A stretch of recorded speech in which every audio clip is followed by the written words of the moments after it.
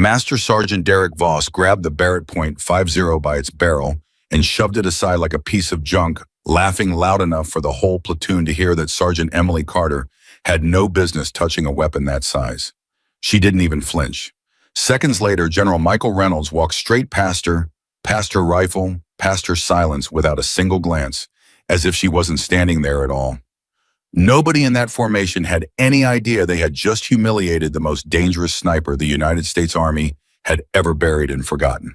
Before we go any further, hit that subscribe button and follow this story all the way to the end, because trust me, you do not want to miss where this goes. And while you're at it, drop a comment and tell me what city you're watching from tonight so I can see just how far this story has traveled. The desert wind at Fort Raven Ridge did not care about rank. It moved the same way over generals as it did over privates, over concrete, as it did over sand.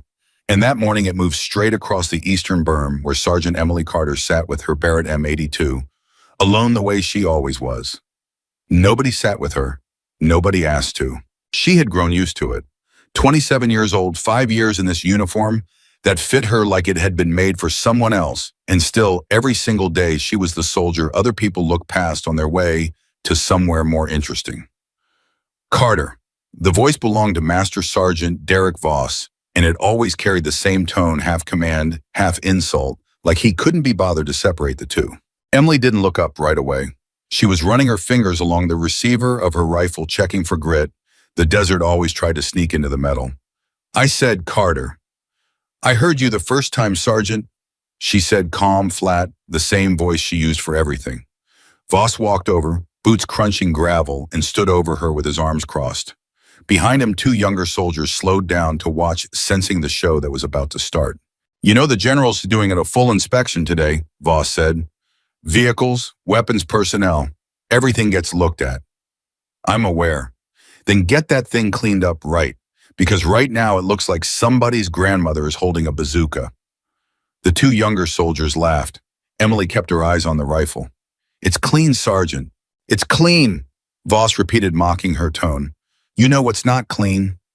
The idea of you being anywhere near a 50 cal during a live evaluation. That's a precision weapon, Carter. That's not a toy you get handed because somebody felt sorry for you. Something tightened in Emily's jaw, just barely, just enough that if you weren't watching closely, you'd miss it completely. She was watching closely, she always was, but she said nothing. Voss reached down and grabbed the barrel of the Barrett, shoving it a few inches sideways like it was a broom leaning against the wrong wall. Sit up straight when the general comes through, he said. Try to look like you belong here. He walked off laughing, the two soldiers trailing behind him, and Emily sat there for a long moment with her hand resting on the cold metal of her rifle, breathing slow, the way she'd trained herself to breathe when something wanted to come out and she wouldn't let it. A voice came from behind her, quieter, careful. You okay, Sergeant? She turned. It was Private First Class Marcus Sanchez, 22 years old, still had that look in his eyes like the Army hadn't finished deciding what kind of soldier it wanted to make him into. I'm fine, Sanchez. He does that to everybody you know. Voss, he's not just, I know what he does.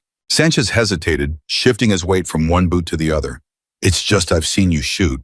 During the range qualifications last month, you put 5 rounds through a target the size of a dinner plate from 600 meters in wind that had everybody else missing high and left. I don't get why nobody talks about that. Emily allowed herself the smallest edge of a smile gone almost before it arrived.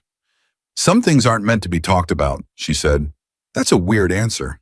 It's the only one I've got. Sanchez opened his mouth like he wanted to push further, then thought better of it and simply nodded the way young soldiers learn to nod at things they don't understand yet, but respect anyway. Word moved through Fort Raven Ridge the way it always did before an inspection.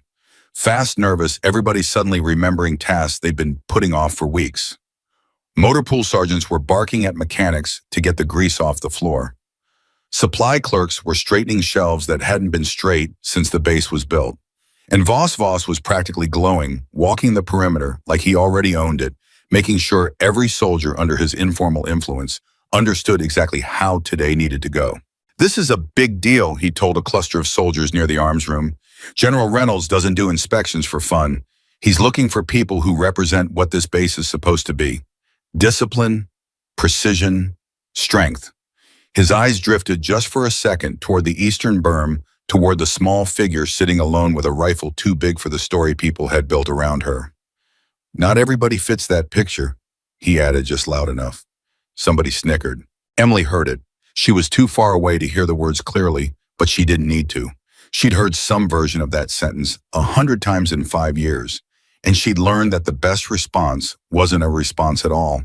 It was patience. Patience was the only weapon that never jammed. By mid-morning, the convoy carrying General Michael Reynolds rolled through the main gate. 3 vehicles, flags snapping in the desert wind, dust rising behind them like the base itself was announcing his arrival. Reynolds stepped out of the lead vehicle, the way men who'd spent 30 years in uniform always did, unhurried, certain like the ground itself had been waiting for him to walk on it. He was 61 years old, broad-shouldered even now, with the kind of face that had stopped smiling for photographs decades ago because there had simply been too many funerals in between. The base commander, Colonel Whitfield, met him at the gate with a salute sharp enough to cut glass. "General, welcome to Raven Ridge." "Colonel." Reynolds returned the salute, eyes already scanning the base like he was cataloging every flaw before anyone had a chance to hide it. "Let's get started." They moved through the motor pool first. Reynolds ran a hand along the hood of a Humvee, checked the tire pressure gauges without being asked a mechanic. 3 sharp questions about maintenance logs that made the young soldier's hands shake as he answered. "Good," Reynolds said finally, and the mechanic exhaled like he'd been holding his breath for an hour. They moved to the arms room next. Voss was there standing at perfect attention, and when Reynolds walked the line of weapons racks, Voss stepped forward smoothly. "Master Sergeant Derek Voss, sir. I oversee weapons maintenance and marksmanship training for this unit." "Your rifles are clean," Reynolds said, glancing over the racks. "Thank you, sir. We hold ourselves to a high standard here." "Good." It was a small exchange, barely 30 seconds, but Voss stood a little taller after it, like he'd been handed something precious. The inspection continued. Communications tent, supply depot, medical station. Every stop, Reynolds asked pointed questions. Every stop, soldiers straightened their spines a little more, hoping today would be the day the general remembered their name. And then the group turned toward the perimeter positions toward the eastern berm, toward the place where Emily Carter sat with her Barrett M82, exactly where she always sat. Sanchez, walking a few paces back in the formation, trailing the general's group, felt his stomach tighten. He glanced toward Emily and saw her sit up slightly straighter, adjusting nothing about her expression, her hands steady on the rifle resting across her knees. Voss saw it too, and something like satisfaction moved across his face. Reynolds approached the perimeter positions one by one. He stopped at the first sniper post, spoke briefly with the soldier. They nodded, moved on. He stopped at the second post, asked about the weapon 0. Listened to the answer, nodded, moved on. Then he reached Emily. For half a second, less than half a second, his eyes passed over her the way they'd passed over the ground beneath his boots, the fence line behind her, the horizon past the wire. Registered, categorized, dismissed. "Sergeant," he said, not even a full sentence, barely an acknowledgement, and he kept walking. He didn't stop. He didn't ask her name. He didn't ask about her weapon, her training, her record, anything. He simply walked past her the way you'd walk past a rock, a fence post, a piece of equipment that had already been accounted for and required no further attention. Behind him, Voss's smile widened just slightly, just enough for the soldiers near him to catch it and understand exactly what it meant. Sanchez felt something hot rise in his chest, an anger he didn't fully understand yet. Watching Emily sit perfectly still as the man with the most authority on this entire base looked straight through her like she was made of glass. Emily didn't move. Her hands didn't shake. Her breathing didn't change. But something in her eyes did, something old. Something that had been buried for a very long time, flickering there for just a moment before she closed it back down, the way she'd learned to close down everything that threatened to surface at the wrong time. Voss couldn't resist. As the inspection group moved past, he lingered just long enough to lean down toward her. "See?" he murmured, quiet enough that only she could hear it. "Told you. You're furniture out here, Carter. Might as well be a rock with a rifle." He straightened up and jogged a few steps to catch back up with the group, satisfied, victorious, like he'd just won something that mattered. Emily sat there in the silence he left behind, and for the first time all morning, her jaw tightened in a way that wasn't invisible anymore. in a way that Sanchez, still standing a few yards back, absolutely saw. He waited until the inspection group moved fully out of earshot before he walked over and crouched beside her. "Oh, that was messed up," he said. "What he just did. What the general just did." "It's fine, Sanchez." "It's not fine. You put in more range hours than half this base combined. You've got a marksmanship score that nobody's touched since I got here. And he just walked past you like you're a fence post." Emily looked out at the desert, at the heat shimmering off the sand in waves that made the horizon look like it was breathing. "People see what they expect to see," she said quietly. "Rank doesn't change that. Neither does a general's star." He saw a quiet woman sitting next to a rifle too big for her, and that's exactly what he was looking for, so that's exactly what he found. "That's messed up," Sanchez said again, quieter this time, like the anger had nowhere left to go. "Maybe," Emily said. "Or maybe it doesn't matter what he saw today." Sanchez frowned. "What do you mean?" Emily didn't answer right away. She reached down and adjusted the sling on her rifle, an old habit, a small motion that gave her hands something to do while her mind went somewhere else, somewhere Sanchez couldn't follow. "Some soldiers get remembered for what people see," she said finally. "Others get remembered for what people needed right when they needed it most." I stopped caring which one I was a long time ago. There was a weight in the way she said it, a weight that made Sanchez feel like he'd just brushed up against something much bigger than a bruised ego, something with edges he couldn't see the shape of yet. "You're talking like you've done something before," he said carefully. "Something big." Emily's eyes flicked to him just for a second, and there it was again, that flicker, that flash of something buried deep enough that most people would never notice it existed at all. "Everybody's done something before, Sanchez," she said. "The army just decides which stories get told and which ones get sealed in a drawer somewhere." "Sealed? Forget I said that." "Sergeant."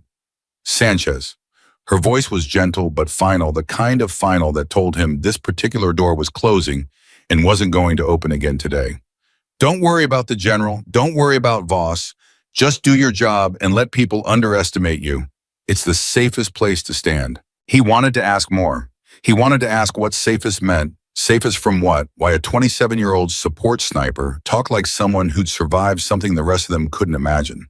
But the look on her face told him this conversation had reached its edge, so he simply nodded and sat down beside her, not saying anything else, just being there, which was its own kind of answer. They sat together in silence for almost 20 minutes. The desert wind moving past them, the sound of the inspection continuing somewhere behind them, muffled and distant. Emily's mind, though, wasn't on the wind or the silence. It was somewhere else entirely. It was 3 years back, in a place she never spoke about, in a moment that had changed the entire shape of her career, without anyone outside a locked file ever knowing why. She remembered a radio crackling with panic. She remembered a decision that had to be made in under 4 seconds. She remembered the sound a rifle makes when everything is riding on a single shot, and the silence afterward that was heavier than any silence she'd ever known before or since. She remembered the moment she realized that saving lives and protecting careers were not the same thing, and that choosing one over the other would cost her almost everything she'd built. She remembered the day they told her word for word, cold procedural, like reading off a grocery list, that her operational status was being reclassified, that certain records were being sealed, that certain achievements would no longer appear on any official document anyone could access. She remembered asking why. She remembered the answer. Because you know too much, and knowing too much makes people nervous, and nervous people make decisions that have nothing to do with what's right. She'd carried that memory for 3 years, folded up small, tucked into a place where it couldn't interfere with the job in front of her. And every time someone like Voss called her furniture, every time a general walked past her without a glance, that folded memory pressed a little harder against the inside of her chest, reminding her it was still there, still waiting, still true. "Sergeant," Sanchez's voice pulled her by him. "You went somewhere just now." "Just thinking," she said. "About what?" Emily looked at him, at the honest concern on his face, the kind of concern that hadn't been trained out of him yet by 5 more years in this uniform. "About patience," she said, "and how sometimes it's the only thing standing between who people think you are and who you actually are." Before Sanchez could respond, the base alarm system cracked to life, a harsh electronic tone that cut through the desert air and sent every soldier within earshot straight to their feet. Emily was up instantly, rifle in hand, every trace of stillness gone from her body, replaced by something sharp and immediate. "That's not a drill," she said. "How do you know?" "Because drills don't sound like that." Across the base, soldiers were sprinting toward the command center, boots slapping against packed dirt, radios crackling with overlapping voices, trying to get information faster than the system could deliver it. Colonel Whitfield was already moving at a near run toward the operations building. General Reynolds a half step behind him, his earlier calm completely gone, replaced by the focused urgency of a man who'd spent 30 years learning what real emergencies sounded like. Inside the command center, the tactical display lit up with a red marker roughly 4 kilometers out from the base perimeter, deep in the open desert. "Talk to me," Reynolds said, striding into the room. The intelligence officer, Captain Alvarez, was already pulling data onto the main screen, her voice tight with urgency. "Sir, we've got a confirmed high-value target connected to the Meridian weapons network we've been tracking for the past 6 months. Satellite and drone confirmation both place him at this location right now, moving with an armed convoy, 3 vehicles, estimated 8 to 10 hostiles." 4 kilometers, Reynolds said, staring at the screen. "That's outside effective engagement range for standard infantry weapons." "Yes, sir, which is why we need a precision option, and we need it in the next 10 minutes. The target's convoy is mobile. Our intelligence indicates they're moving toward a rendezvous point where we lose all visibility and all opportunity." 10 minutes, Whitfield repeated. 10 minutes, sir. After that, this window closes, and it may not open again for months. Reynolds turned toward the door. "Get me every long-range shooter on this base. Now." Within minutes, the base's senior marksmen were gathered at the eastern observation platform. Voss among them, spotting scopes and rangefinders already out. Calculations already scrawled across notepads with shaking hands. The heat that day was brutal, waves of it rippling up off the sand, distorting the horizon, and the wind wasn't cooperating either, gusting unpredictably from multiple directions as it funneled through the terrain features between the base and the target. "Wind's all over the place," one sniper said, adjusting his scope. "I'm reading 12 miles an hour from the northeast, but it's gusting to 20, and I think there's a secondary current coming off that ridgeline, messing with everything downrange." "Mirage is bad too," another added. "I can barely hold a stable picture on the target vehicle. It's swimming." Voss knelt behind his own rifle, running the numbers, muttering under his breath, adjusting his scope with hands that weren't quite as steady as he wanted them to be. 4,000 meters, he said. "That's pushing past what most of us have ever attempted in these conditions." "Can anyone make this shot?" Reynolds asked, standing behind the platform, his voice carrying the weight of a man who understood exactly what was riding on the answer. Silence. "Somebody give me an answer," Reynolds said, sharper now. One of the senior snipers, a staff sergeant named Delgado, shook his head slowly. "Sir, with respect, at this range and this wind, with this mirage, I wouldn't put confidence above 30% on a first-round hit. Maybe lower, and we don't get a second shot before that convoy hits the rendezvous point." 30%, Reynolds repeated. "That might be generous, sir." Voss straightened up from his rifle jaw, tight his earlier confidence, visibly cracking under the pressure of an audience that included the general himself. "I can attempt it," he said. "Attempt isn't good enough, Master Sergeant," Reynolds said. "I need someone who can make this shot, not someone willing to try." The command center radio crackled with an update from the surveillance drone. "Target convoy picking up speed, estimated 6 minutes to rendezvous point." 6 minutes, Whitfield said. "General, we're running out of runway here."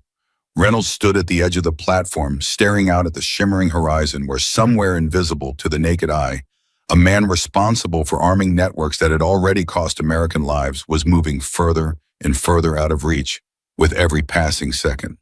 "Somebody make this shot," he said, quieter now, almost to himself. "Somebody make this shot." Voss knelt back down behind his rifle, sweat beading along his hairline, despite the dry heat, adjusting his scope with the kind of desperate focus of a man trying to will confidence into existence through sheer force of effort. "I've got the shot," he said, voice unsteady. "I've got it." He made his calculations, adjusted for wind, adjusted for distance, adjusted for the mirage distorting his sight picture, and after nearly 90 seconds of silence on the platform, he squeezed the trigger. The round went wide, kicking up a spray of sand nowhere near the target vehicle, and over the radio the drone operator's voice confirmed what everyone on the platform already knew. "Miss, no effect on target. Repeat, target unaffected, still moving." Voss's shoulders sagged. He didn't look up from his scope like looking up would mean facing the humiliation directly instead of just feeling it privately. 5 minutes, Whitfield said, checking his watch. General, we need a decision. There is no decision, Delgado said quietly.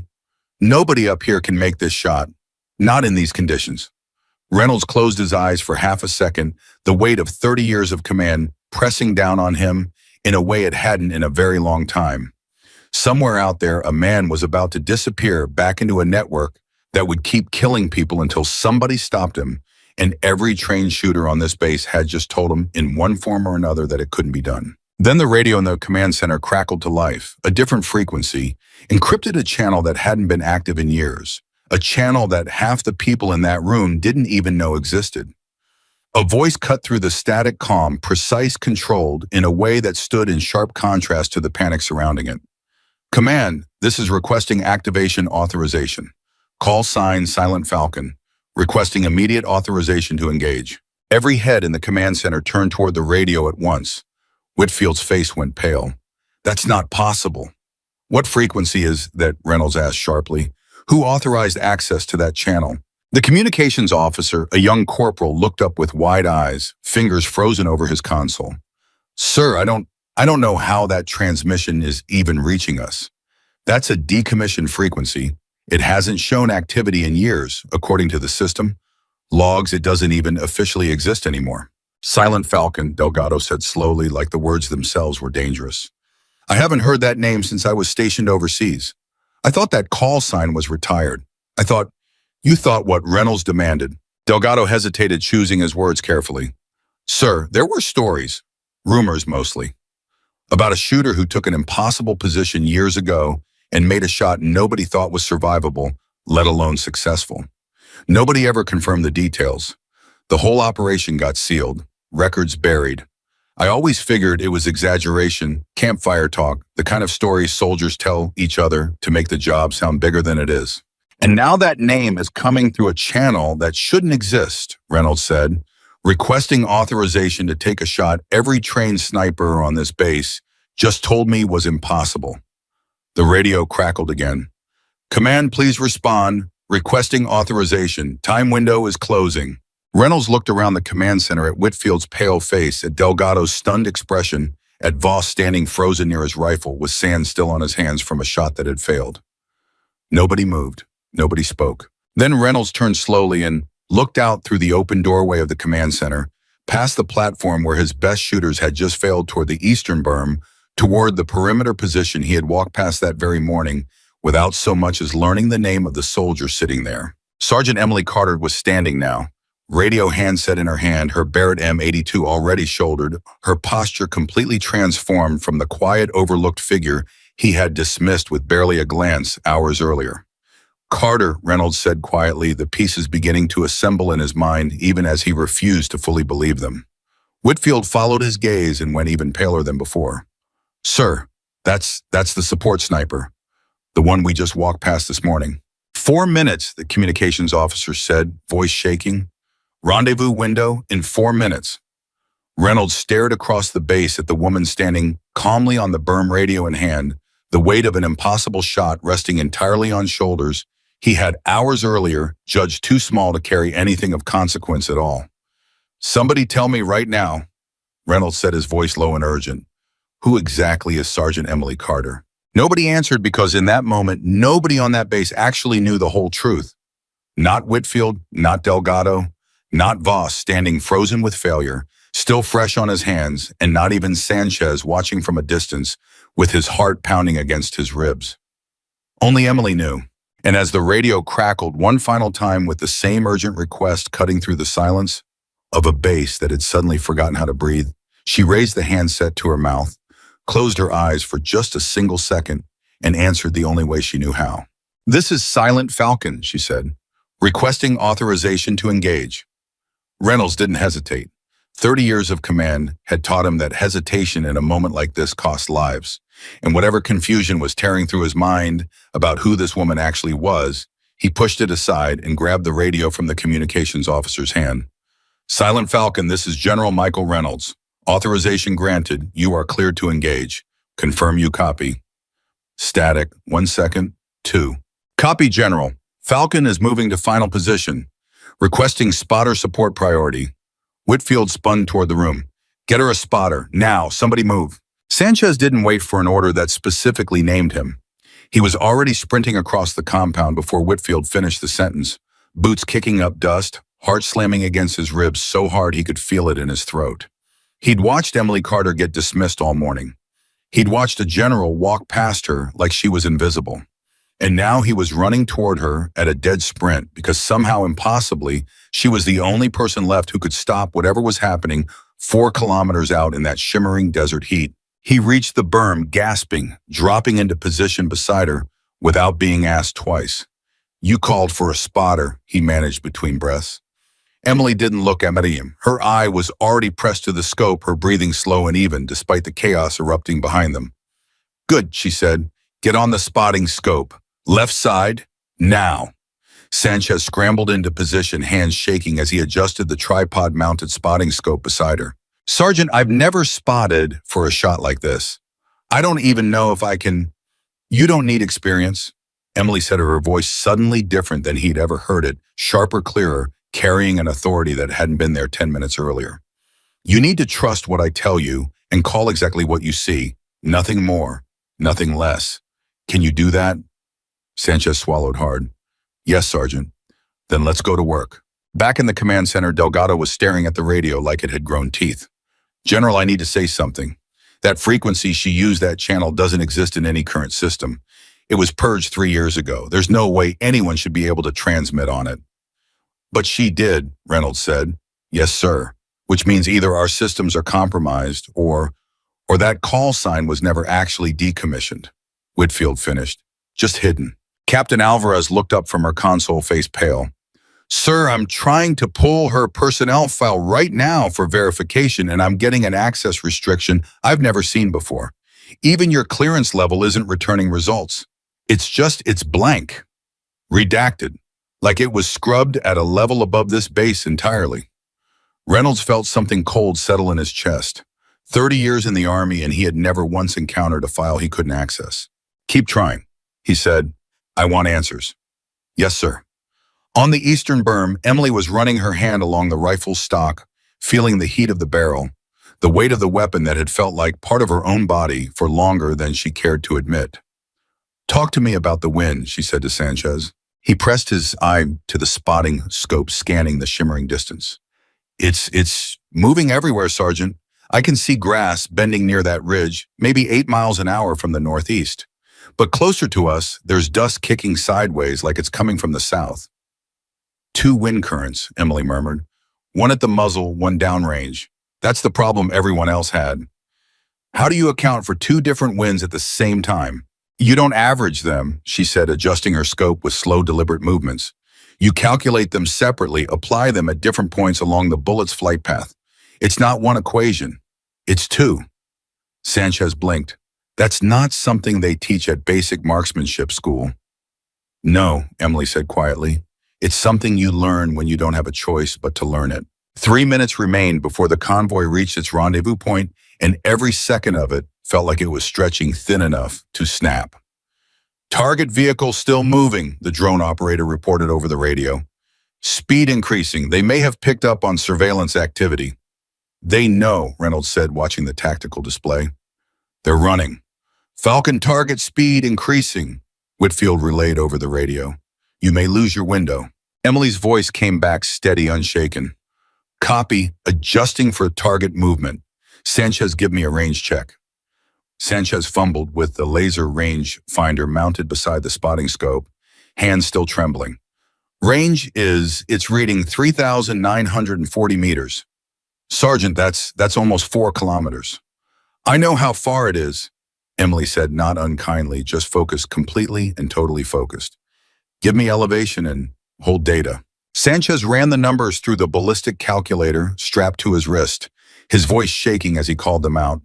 Elevation 42 mils up, windage 14 mils left for the primary current, adjusting for the secondary gust pattern, near the target, maybe another 3 mils.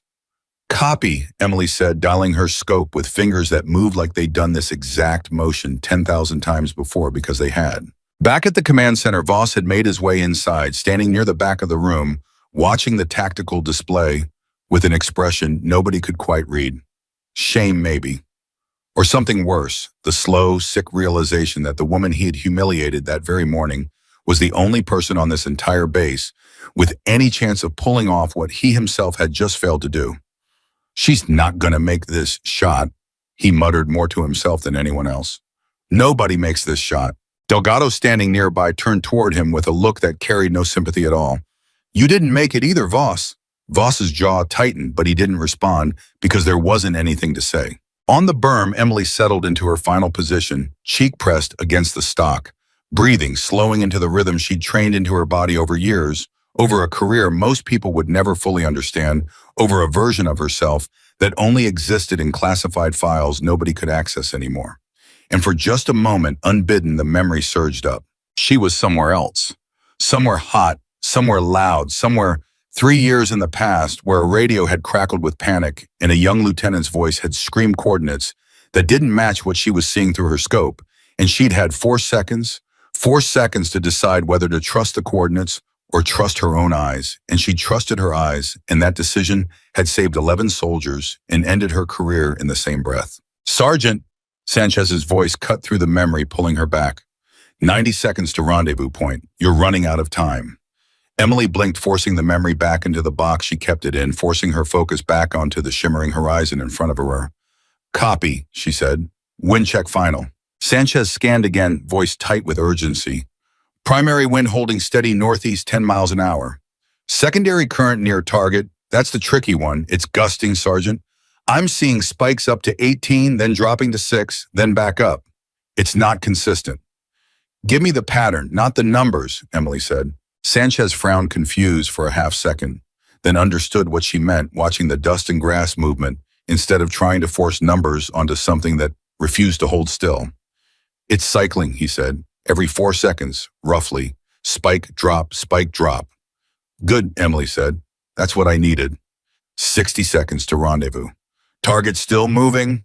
The drone operator's voice crackled over the shared radio channel. If they reach that tree line, we'd lose visual entirely.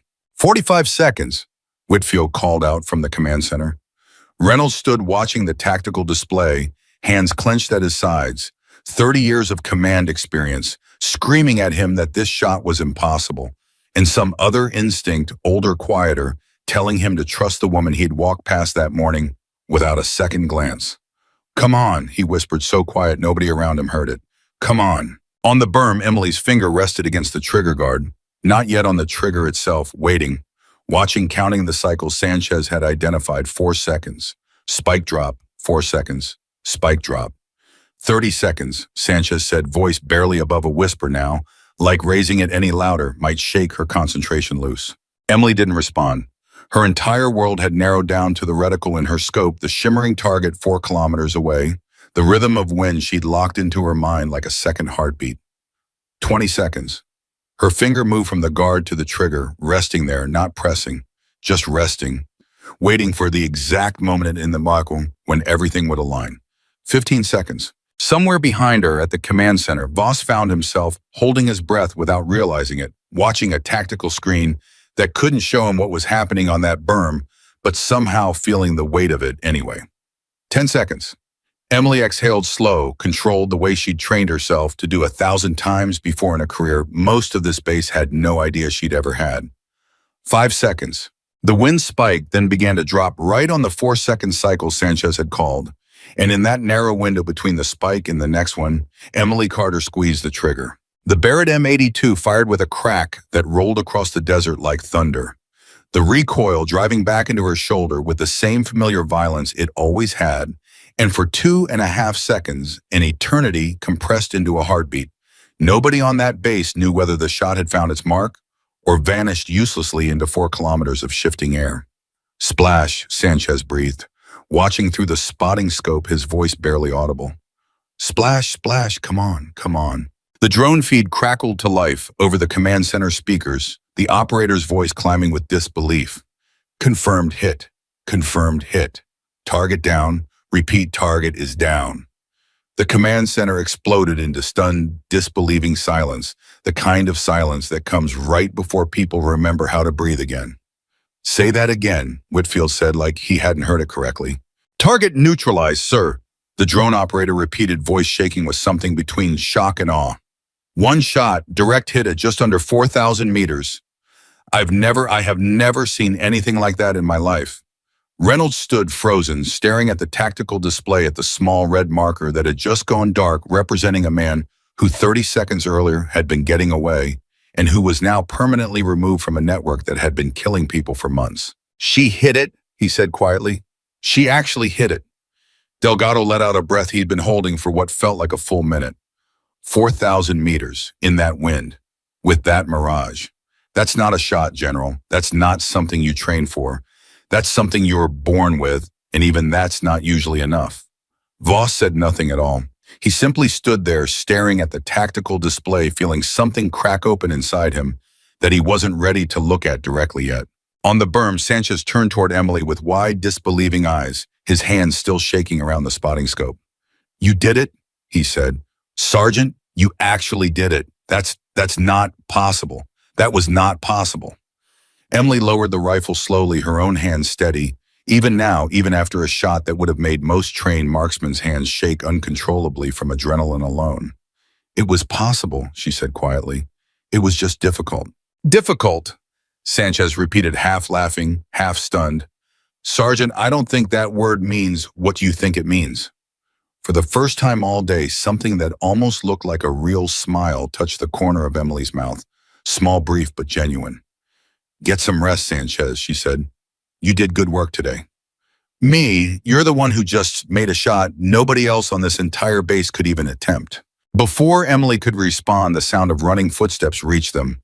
Multiple sets boots pounding against packed earth, and she turned to see General Reynolds himself crossing the compound at a pace that no 61-year-old man should have been able to sustain, Whitfield and Delgado trailing behind him, unable to keep up. Reynolds stopped a few feet from her, breathing hard, staring at her, with an expression that had completely replaced the dismissive glance he'd given her that morning, an expression made entirely of confusion, disbelief, and something that looked uncomfortably close to shame.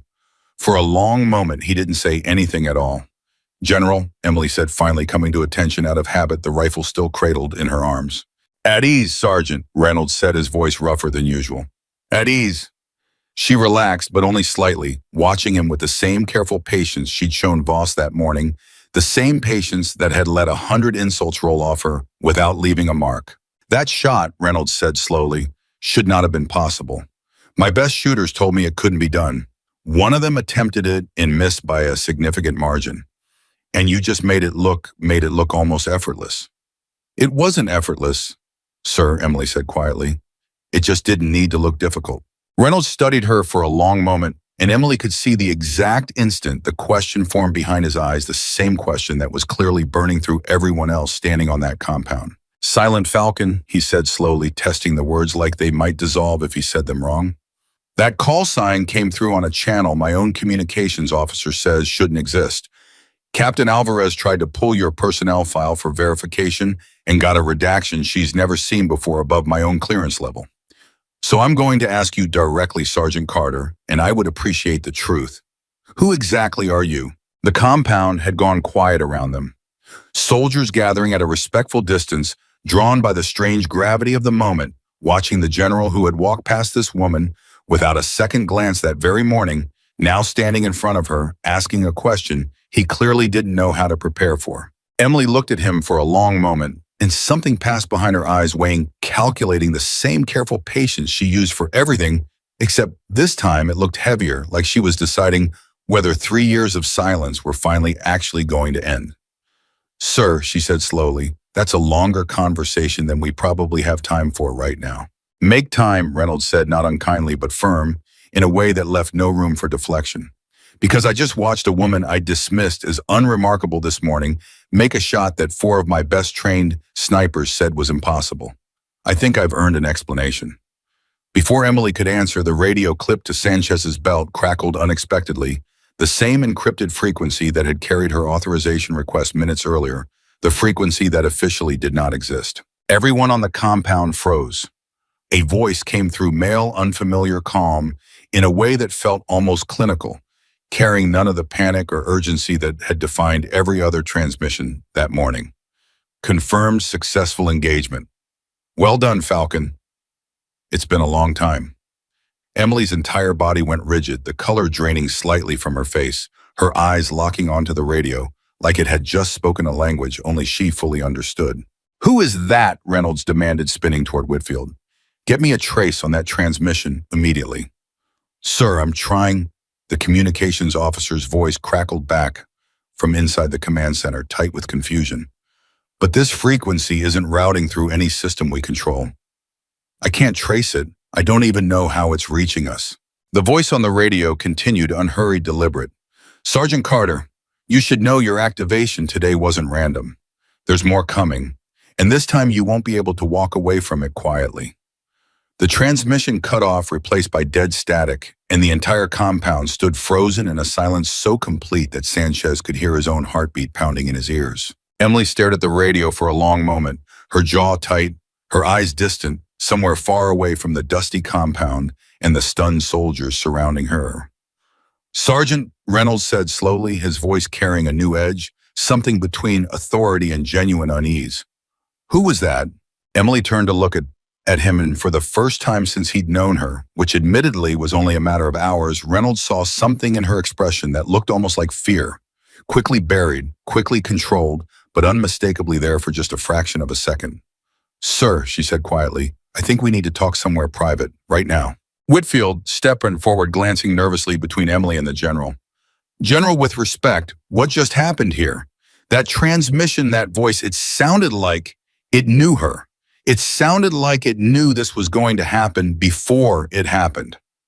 "I don't know," Reynolds admitted, and for a man who had spent 30 years projecting absolute certainty in front of his troops, the admission cost him visibly.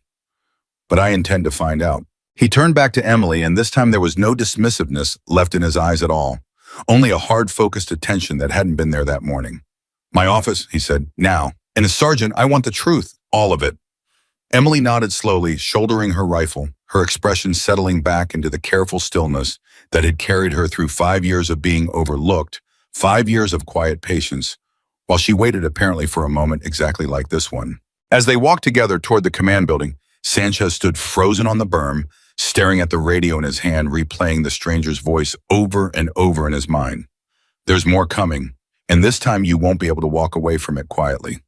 Behind him, Voss had finally found his voice again, though it came out smaller than anyone had ever heard it before. "What in the hell did we just witness?" he muttered, not really asking anyone, just needing to say it out loud. Nobody answered him. Inside the command building, Reynolds closed the office door behind them, shutting out the noise of a base still buzzing with disbelief, and turned to face Emily Carter with the full weight of his attention finally completely focused on her. "Start talking," he said, "and don't leave anything out." Emily set her rifle down carefully against the wall the way she always did, precise, deliberate, buying herself a few extra seconds before the words she'd been holding back for 3 years finally had to leave her mouth. "3 years ago," she began, her voice steady but quiet, "I was assigned to a joint operation overseas, classified beyond anything most people on this base have ever touched. My unit was tracking a weapons network, the same kind of network that Convoy out there was connected to today. Same organization, different cell." Reynolds' expression sharpened. "The same network." "Yes, sir, which is why that voice on the radio said what it said. This wasn't a coincidence. Somebody wanted me activated today. Somebody's been watching, waiting for the right moment to pull Silent Falcon back into the field, and they used a threat they knew this base couldn't handle without me to make it happen." "You're saying today's operation was engineered," Reynolds said slowly, "to force your hand?" Emily nodded once. "I believe so, sir. And I believe whoever is responsible for that is going to want something from me now that I've answered the call. Something I'm not entirely sure this base is prepared for." Outside the office window, the desert sun beat down on Fort Raven Ridge, exactly the way it had that morning, exactly the way it always had, except now the entire base had shifted underneath everyone's feet, and nobody standing on that dusty ground had any idea just how far this was about to go, or how much of Emily Carter's buried past was about to come crawling back out into the light, whether she was ready for it or not.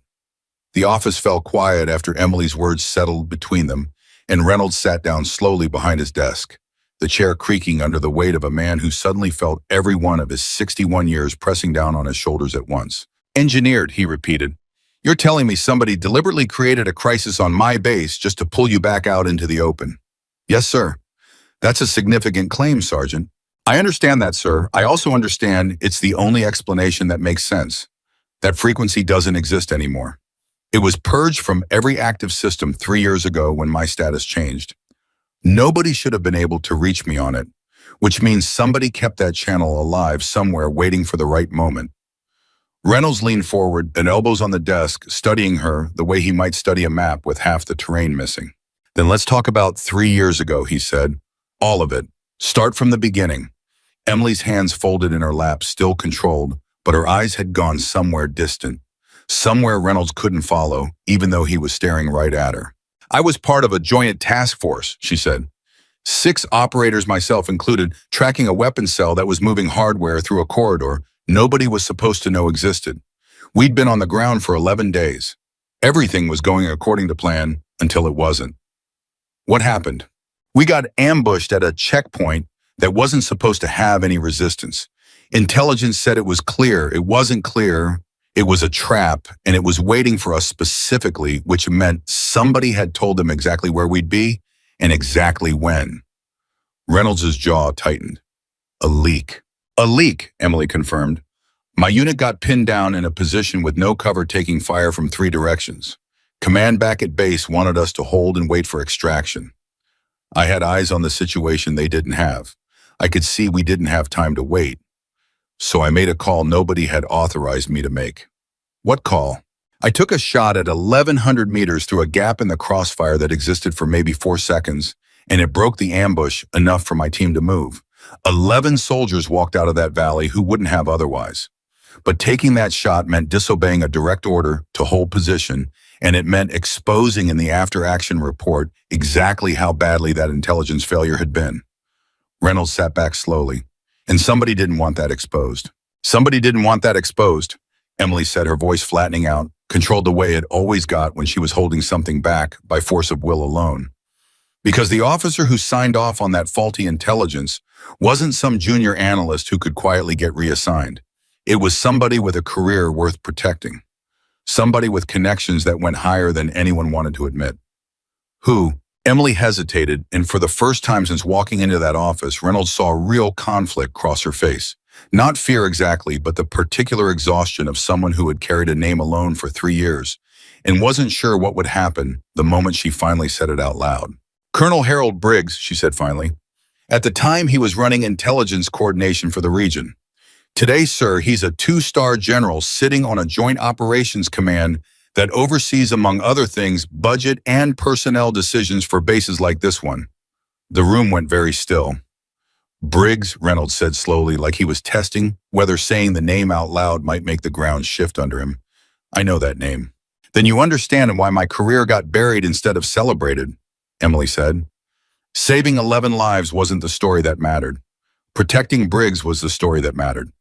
My records got sealed, my call sign got wiped from active use, and I got quietly reassigned to a support rotation on a remote outpost where nobody would think to ask questions. Reynolds pressed his palms flat against the desk, breathing slow, processing information that was rearranging itself in his head faster than he could organize it into something coherent.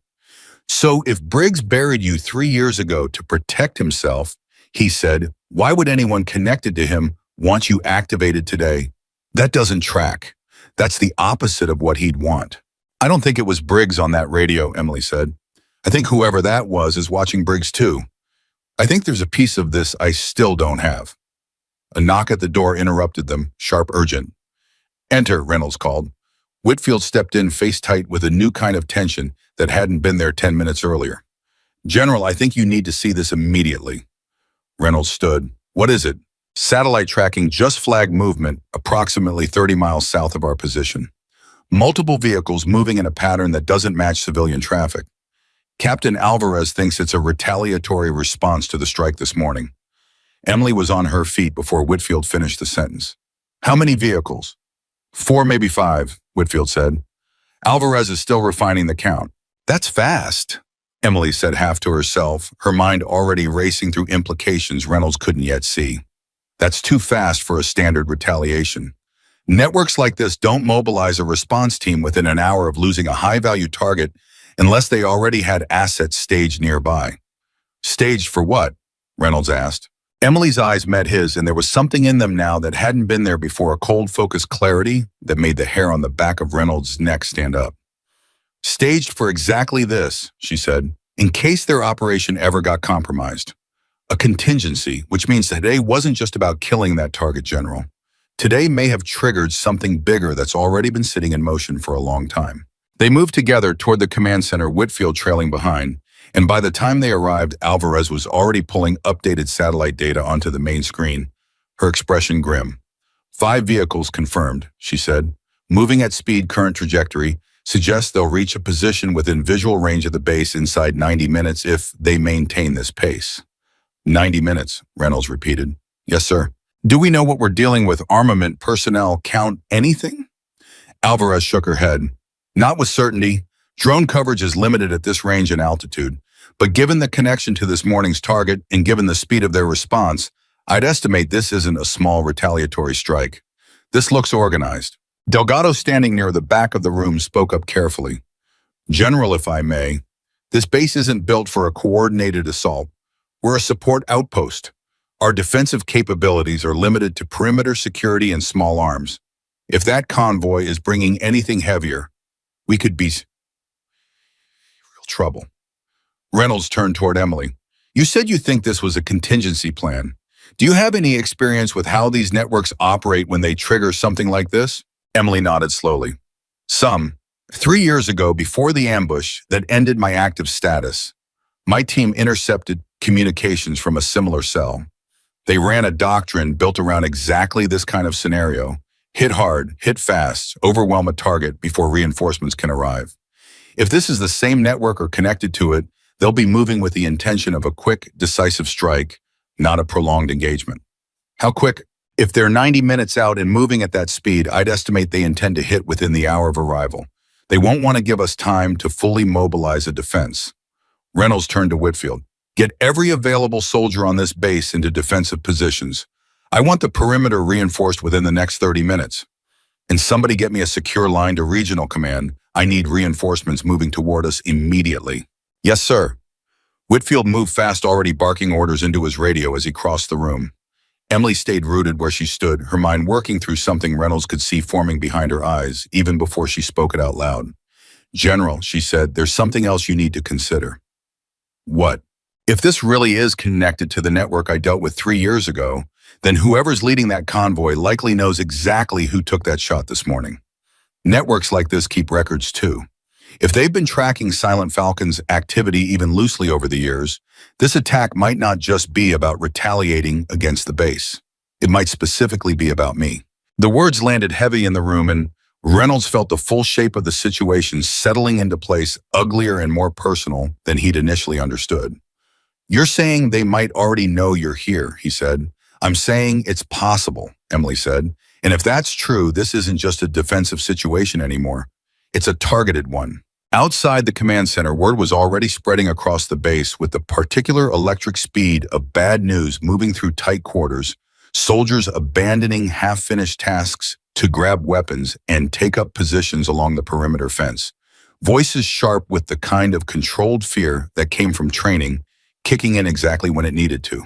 Sanchez found himself back on the eastern berm, this time with a full combat loadout, instead of a spotting scope, watching the horizon with a tightness in his chest that hadn't fully faded since he'd heard the confirmed hit call less than an hour earlier. Voss approached slowly, his usual swagger completely absent, replaced by something quieter, something that looked almost like a man trying to figure out who he actually was underneath all the noise he usually made. Sanchez, he said. Sanchez didn't look over right away. Sergeant, you spotted for Carter, on that shot. Yeah. Voss was quiet for a moment, staring out at the same shimmering horizon Emily had stared down less than an hour ago. I've been doing this job 11 years, he said finally.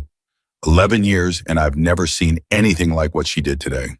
And I spent this whole morning treating her like she didn't belong here. Sanchez turned to look at him now, surprised by the honesty in Voss's voice, a tone he'd never once heard from the man before. You want to know something messed up? Voss continued. I think part of me knew there was something different about her. I think that's actually why I gave her such a hard time. People like that make people like me nervous because they don't need to prove anything, and that makes the rest of us feel like maybe we've spent our whole careers trying to prove something that didn't matter as much as we thought it did. That's actually a pretty honest thing to say, Sergeant. Voss let out a short, humorless laugh. Don't get used to it. I'm not big on apologies. You could apologize to her. I know. Voss looked down at his hands. I will. If we're all still standing after whatever's coming our way. Before Sanchez could respond, the base alarm cracked to life again, different this time, a defensive posture signal, rather than the earlier emergency tone, and both men snapped to attention as Whitfield's voice came booming over the loudspeaker system. All personnel to defensive positions. Repeat, all personnel to defensive positions. This is not a drill. The base transformed within minutes, soldiers moving with the practiced urgency of people who trained for exactly this kind of scenario, even if they'd never expected to actually face it. Machine gun positions being reinforced along the perimeter, vehicles repositioned to provide cover, the entire compound humming with a tension that hadn't existed 12 hours earlier when this had simply been another quiet outpost in the desert. Inside the command center, Reynolds stood over the tactical display watching the 5 red markers representing the approaching convoy inch closer with every passing minute. Whitfield and Delgado flanking him. Alvarez feeding updated information as quickly as her systems could process it. Reinforcements from regional command, Reynolds asked. Estimated 90 minutes out, sir, Whitfield said grimly. Same as the convoy's arrival window. If they hit us the moment they get here, we'll be facing this alone before help arrives. Then we need every advantage we can get in the next 90 minutes, Reynolds said. He turned to find Emily standing near the tactical display studying the convoy's projected path with the same focused intensity she'd brought to her scope earlier. Sergeant Carter, he said, I want your assessment. If this network is as organized as you believe, what's their likely approach? Emily stepped closer to the display, tracing the convoy's projected route with her eyes. They'll avoid a direct frontal assault on fortified positions if they're smart, which based on what I saw 3 years ago, they usually are. I'd expect them to split probe the perimeter for the weakest point and concentrate their force there rather than spreading thin across the whole fence line. Where's our weakest point? Emily studied the base layout for a long moment. The southeastern corner near the old supply depot. The terrain there gives natural cover for an approaching force, and the fence line hasn't been reinforced in years, based on what I've observed during my patrols. Whitfield's expression tightened. She's right. That section's been on the maintenance list for months. We never got around to it. Then that's where we focus reinforcement, Reynolds said. Whitfield, get engineering out there now. Whatever barriers we can throw up in the next hour, I want them there. Yes, sir.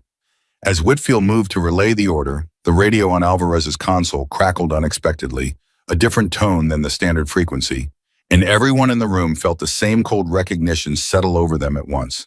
It was the same frequency, the one that officially didn't exist. Commander, the same calm clinical voice said, I imagine you're preparing defensive positions right about now. That's wise. But I want to be clear about something. This convoy isn't the real threat you should be worried about. Reynolds grabbed the handset immediately. This is General Reynolds. Identify yourself. A pause, then almost amused. You can call me a friend of Falcon's, General, or you can call me someone who's been keeping an eye on a situation you don't fully understand yet. Either works. You said the convoy isn't the real threat, Reynolds said, forcing his voice level, despite the anger building underneath it. Then what is? The convoy is a distraction, the voice said. A loud, obvious one designed to pull every eye on your base toward the southeastern approach while something quieter happens somewhere you're not looking. Emily's head snapped up, her eyes locking onto the radio with an intensity that made the hair on Sanchez's arms stand up even from across the room. What's happening that we're not looking at? She demanded, stepping forward and taking the handset from Reynolds' hand without waiting for permission. Hello, Falcon, the voice said, and there was something almost warm in the tone now, something that made Emily's stomach turn cold. It's good to hear your voice again after all this time. Who are you? Emily said, her voice tight and controlled, in a way that told everyone in that room she was holding back something enormous. Someone who's watched your file for 3 years waiting for the right moment, the voice said. Someone who knows exactly what Colonel Briggs did to bury you and exactly why he did it. And someone who's about to give you the chance to finally do something about it if you're willing to trust me. I don't trust voices on frequencies that don't exist, Emily said. Fair, the voice replied, unbothered. But you should know this while your base is preparing to defend against a convoy of 5 vehicles heading toward your southeastern fence line. There's a 6th team already inside your perimeter. They've been there for approximately 40 minutes, and their objective isn't the base. The room went absolutely silent. Their objective is you, Sergeant Carter. The radio went dead. For a full 3 seconds, nobody in the command center moved, the words hanging in the air like smoke that refused to clear. Inside the perimeter, Reynolds said, finally, his voice low and dangerous. He's saying there are hostiles already on this base. It could be a lie, Delgado said quickly. Psychological warfare trying to fracture our focus right when we need it most. It could be, Emily said, but her expression told a different story entirely. Something that looked less like doubt and more like grim, exhausted recognition. But 3 years ago, this exact network used the same tactic. Loud diversion, quiet infiltration. I watched it happen once before, and I watched good people die because command assumed the obvious threat was the only threat. Reynolds turned to Whitfield. I want every square inch of this base swept immediately. Barracks, motor pool supply, depot, everything. If there's somebody inside our wire, I want them found before that convoy arrives. Yes, sir. Whitfield was already moving radio pressed to his ear, barking orders that sent soldiers scrambling in every direction across the compound. Emily set the radio handset down slowly, her mind racing through possibilities, through faces she'd seen on the base that morning, through every soldier she'd interacted with, searching for anything that had felt wrong, anything she might have missed while she'd been focused on Voss's insults and the general's dismissive glance. Sergeant, Reynolds said, watching her closely. You said this network used this tactic once before. What happened that time? Emily's jaw tightened. That time, the quiet team wasn't going after a person. They were going after intelligence documents or communication logs, anything that would help them understand how deep our operation had penetrated their network. This time, according to that voice, they're going after a person specifically. You. Me, Emily confirmed. Which means whoever's inside this perimeter right now isn't looking to plant a bomb or steal files. They're looking to either capture or eliminate me before I become a bigger problem for whoever's giving them their orders. Sanchez, who had slipped into the command center during the commotion, felt his stomach drop. Then we need to get you somewhere secure, right now. There is no secure on a base this size with an infiltration team already inside, Emily said. Moving me somewhere just gives them a smaller area to search. Then what do you suggest? Reynolds asked. Emily was quiet for a moment, her mind working through the problem with the same cold precision she'd brought to the shot 4 kilometers into the desert less than 2 hours earlier. We flip it, she said finally. If they're hunting me, then I become the bait instead of the target. We control where I am, we control the terrain, and we let them come to us instead of us wasting time searching every building on this base. Reynolds studied her for a long moment. You're suggesting we deliberately expose you. I'm suggesting we stop letting an enemy dictate the terms of this fight, Emily said. I've spent 3 years being invisible because somebody decided that was safer for everyone involved. I'm done being invisible, General. If they want me, let's make sure they find me exactly where we want them to. The room fell into a tense, weighing silence, everyone present understanding the enormity of what she was proposing, understanding also that time was running out with every second they spent debating it. Whitfield's voice crackled back over the radio, tight with urgency. General, we've got something. Motor Pool Sergeant reports a maintenance vehicle that wasn't logged on this morning's roster. 3 individuals inside claiming to be a mobile repair team from Regional Command, but nobody can confirm they were dispatched. Reynolds' eyes snapped to Emily. That's them. Where are they now? Emily asked immediately. Parked near the motor pool, Whitfield said. They haven't moved since the maintenance sergeant flagged them. If they realize they've been noticed, they'll act immediately, Emily finished. We don't have time to wait for confirmation, General. If that's the infiltration team and they figure out we're on to them, this becomes a hostage situation or a firefight in the middle of a base already bracing for an external assault. Reynolds's jaw was set hard, the weight of the decision pressing down on him with a force that made him look every bit his 61 years. What do you need? A clear line to the motor pool and permission to handle this directly, Emily said. Sergeant, if this goes wrong. If we wait, sir, it's already gone wrong, Emily said. I've seen this tactic before.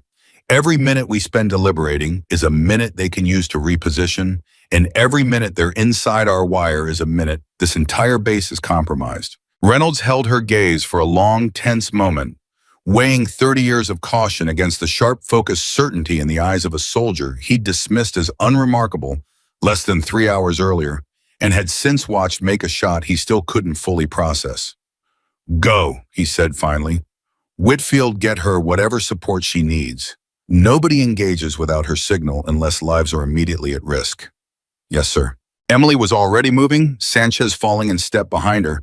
Without being asked, the two of them cutting across the compound toward the motor pool with the same urgent, controlled pace that had defined every moment since that first radio call had shattered the quiet of an ordinary morning. Sergeant, Sanchez said, half jogging to keep up. If this is really them, if this is really a team sent specifically for you, shouldn't there be more backup than just me? More people means more variables, Emily said, not slowing down. 3 hostiles in a confined space, I need precision, not numbers. And if they're better trained than we think. Emily's expression didn't change, but something in her voice hardened just slightly. Then it's a good thing I've done this before. They reached the edge of the motor pool, taking cover behind a row of parked vehicles, and Emily peered around the edge toward the unmarked maintenance truck, sitting exactly where Whitfield had described its engine, off its occupants, invisible behind tinted windows that gave away absolutely nothing.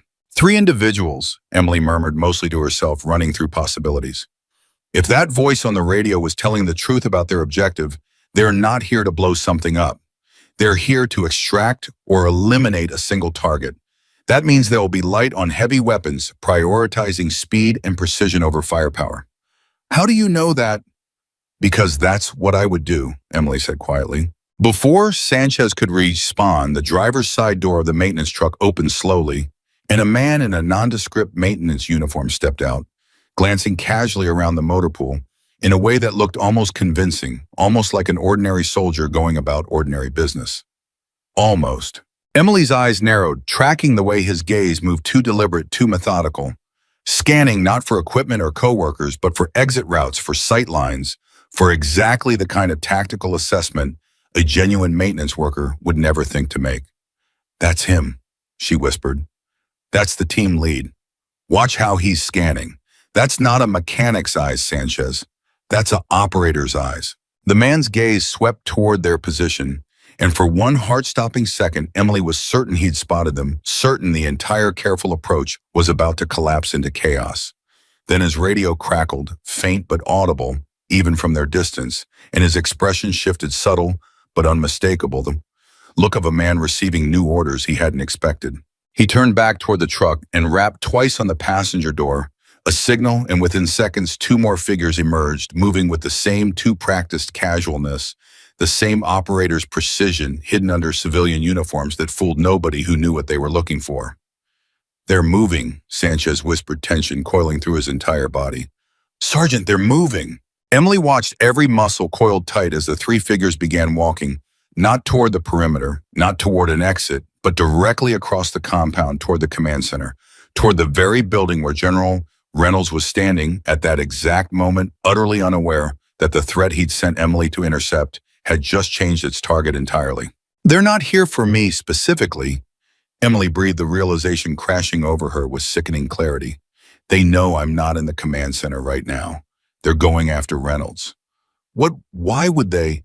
Because Reynolds authorized my activation, Emily said, already moving, already breaking cover, her voice sharp with urgency. If this is connected to Briggs, if Briggs is trying to bury this before it goes any further, removing the general who just reactivated Silent Falcon accomplishes exactly what he needs. It erases the authorization. It erases the witness.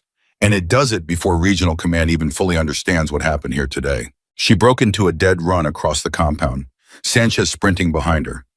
Both of them cutting an angle that would intercept the 3 figures before they reached the command center doors, And as they ran, Emily keyed her radio with a desperate, urgent transmission that cut across every channel on the base at once.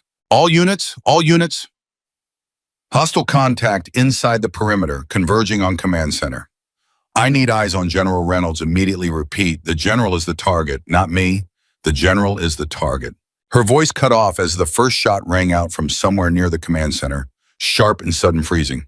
Every soldier on that base in place for one horrifying suspended second before the entire compound erupted into chaos.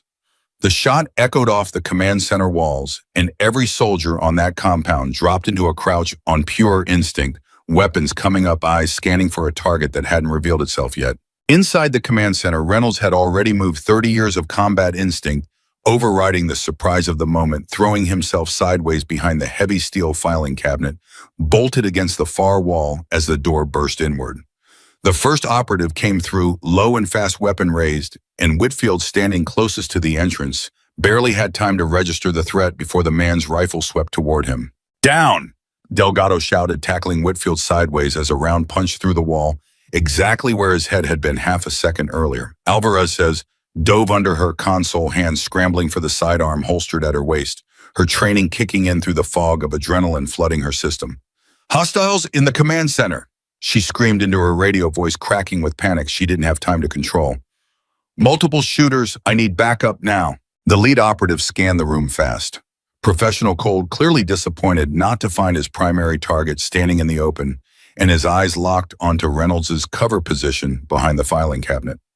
General, the man said, his voice flat, almost bored, like this was simply another task on a checklist. Step out, this doesn't have to get complicated. Reynolds' hand found the sidearm at his hip, fingers closing around the grip with a steadiness that surprised even him. You've made a serious mistake walking onto my base. The mistake was yours, the operative said, moving closer, weapon trained on the cabinet, authorizing Silent Falcon back into active service. Some people really wanted that door to stay closed. Outside, Emily and Sanchez hit the compound at a dead sprint, the sound of gunfire from the command center driving them faster than either of their bodies wanted to go, lungs burning, boots pounding against packed earth. 2 shooters confirmed inside. Sanchez gasped, listening to the chaotic radio traffic flooding every channel at once. Third one's unaccounted for. Watch our flanks, Emily said, not slowing. If there's a third, he's covering the exterior, making sure nobody interferes. They rounded the corner of the supply building, and Emily's instincts screamed a half second before her eyes confirmed it. A figure crouched near the command center's side entrance, rifle raised sightline, locked on the main doors, waiting for exactly the kind of interruption Emily and Sanchez represented. Down! Emily shoved Sanchez sideways into cover as the third operative's weapon swung toward them and fired the round splintering wood inches from where Sanchez's head had been a heartbeat earlier. Emily didn't hesitate. She brought her sidearm up, no time for the Barrett. Now no time for calculations, just raw, trained reflex, and fired twice in rapid succession. The operative staggered his shot, going wide, and before he could recover his footing, Emily closed the distance and put him down with a third final shot. Silence, brief and ringing, settled over that corner of the compound. Sergeant, Sanchez breathed, staring at her with something between shock and awe, the same expression he'd worn after the impossible shot 2 hours earlier. You just... Later, Emily said, already moving toward the command center entrance. Sidearm raised every cell in her body, narrowing down to the singular objective of reaching Reynolds before the 2 remaining operatives finished what they'd come to do. Stay behind me. Watch my 6. Inside, the standoff had reached a breaking point. Reynolds crouched behind the cabinet, his sidearm gripped tight, calculating angles, calculating odds, doing the math every soldier learns to do when the difference between living and dying comes down to fractions of a second. Last chance, General, the lead operative said, circling slowly, weapon never wavering. Tell us where Carter is and this ends peacefully. Nobody else has to get hurt today. You already tried to hurt plenty of people, Reynolds said, buying time listening for anything, any sign of support arriving. Doesn't sound peaceful to me. Semantics, the operative said. Time's up. He raised his weapon toward the cabinet, finger tightening on the trigger, and in that exact instant, the command center door exploded open behind him. Emily came through low, fast, and utterly precise, her sidearm already tracking the second operative standing near the far wall before he'd even fully registered her presence. 2 shots, controlled, deliberate, and he went down before he could bring his own weapon to bear. The lead operative spun toward the new threat, and for half a second his weapon swung away from Reynolds' position toward Emily, instead exactly the opening Reynolds needed. "Now!" Reynolds shouted and fired from behind the cabinet, his round catching the operative in the shoulder, spinning him off balance. Emily closed the remaining distance in 3 fast strides and drove the butt of her pistol into the man's jaw, dropping him fully to the ground, disarming him before he could recover enough to reach for the weapon still clutched in his good hand. The command center fell into a ringing, disbelieving silence, broken only by Whitfield's ragged breathing from where Delgado had tackled him to the floor, and Alvarez slowly rising from beneath her console sidearm, still shaking in her grip. "Clear," Emily said, kicking the fallen weapon away from the operative's reach, her voice steady despite the chaos still fading from the room around her. "Sanchez, secure him." Sanchez moved fast, zip-tying the operative's wrists with hands that hadn't fully stopped shaking, while Emily crossed the room toward Reynolds, extending a hand to help him up from behind the cabinet. Reynolds took it, rising slowly, staring at her with an expression that had shifted yet again, moving past confusion, past disbelief, into something that looked almost like awe mixed with a profound, uncomfortable humility. "You saved my life," he said quietly. "You authorized my activation," Emily said. "Seemed only fair." Outside, the sound of engines grew louder, and for a horrifying second, everyone in that room assumed it was the convoy finally arriving, but the radio crackled with Whitfield's relieved voice confirming what the sound actually meant. "That's Regional Command," he said, staring at his radio like it had just delivered a miracle. "Reinforcements. They made better time than projected." Relief flooded through the room, but Emily's expression didn't soften her attention, already shifting back to the bound operative groaning on the floor. "We still have a convoy inbound," she said, "and we still don't know who's actually giving these people their orders." Reynolds looked down at the operative, then back at Emily. "Then let's find out." Emily knelt beside the man, studying his face with the same cold analytical focus she'd brought to the wind and the mirage 4 kilometers out in the desert hours earlier. "You're not going to get anything from me," the operative spat through a bloodied lip. "I don't need much," Emily said calmly. "Just a name, because I already have a strong guess, and all I really need from you is confirmation." The man's eyes flickered just slightly, and Emily caught it the same way she caught wind patterns and mirage distortions, the small tells that gave away more than words ever could. "Briggs," she said quietly. "You're working for Colonel Briggs, General Briggs now, isn't it?" The operative's jaw tightened, and though he said nothing, his silence told Emily everything she needed to know. "That's confirmation enough," she said, standing, turning back toward Reynolds. "General, I think it's time we contact Regional Command directly, not through normal channels. Briggs sits high enough in the chain now that a standard report could get intercepted or buried before it reaches anyone who would actually act on it." Reynolds nodded slowly, the full political weight of the situation settling onto him. "You're asking me to go over the head of a 2-star general based on the word of a captured operative and a call sign nobody can officially verify. I'm asking you to trust what you've seen with your own eyes today," Emily said. "I made a shot your best trained snipers said was impossible. I stopped an assassination attempt in your own command center. And everything that's happened, since this morning traces back to a man who buried my career 3 years ago, specifically because I exposed an intelligence failure that got 11 soldiers nearly killed. I'm not asking you to take a leap of faith, General. I'm asking you to follow the evidence." Reynolds studied her for a long moment, and Sanchez, standing nearby, could see the exact instant something shifted behind the general's eyes, the moment 30 years of institutional caution gave way to something more fundamental, the simple, unshakable respect for a soldier who had proven beyond any reasonable doubt that she was exactly who she claimed to be. "Alvarez," Reynolds said, "get me a secure line to the Pentagon, not Regional Command. Dashan, I want to speak directly with the Inspector General's office." Alvarez blinked. "Sir, that's a significant escalation." "I'm aware," Reynolds said. "Do it anyway." As Alvarez moved to comply, the base alarm cracked to life once more, and everyone in the room felt their stomachs drop in unison, certain the convoy had finally arrived. But the voice that came over the loudspeaker wasn't sounding an attack warning. It was Whitfield's second-in-command, breathless, confused. "General, you need to see this. The approaching convoy they've stopped. All 5 vehicles. They're sitting there, not advancing." Reynolds exchanged a glance with Emily. "That doesn't make sense. Why would they stop 30 minutes from the base after mobilizing this fast? Emily's mind raced through possibilities, and then slowly a theory began forming, cold and clear. Because their real objective already failed, she said. The convoy was never meant to actually engage this base directly, General. I think Delgado had it half right earlier. It was a distraction, but not just for the infiltration team. It was a distraction to buy time for Briggs to get whatever information his people gathered here and get it back to him before anyone here could report it up the chain. But the infiltration team failed, Reynolds said slowly, understanding dawning. Which means Briggs doesn't know yet that his people failed, Emily finished. That convoy is probably waiting for a signal that never comes now.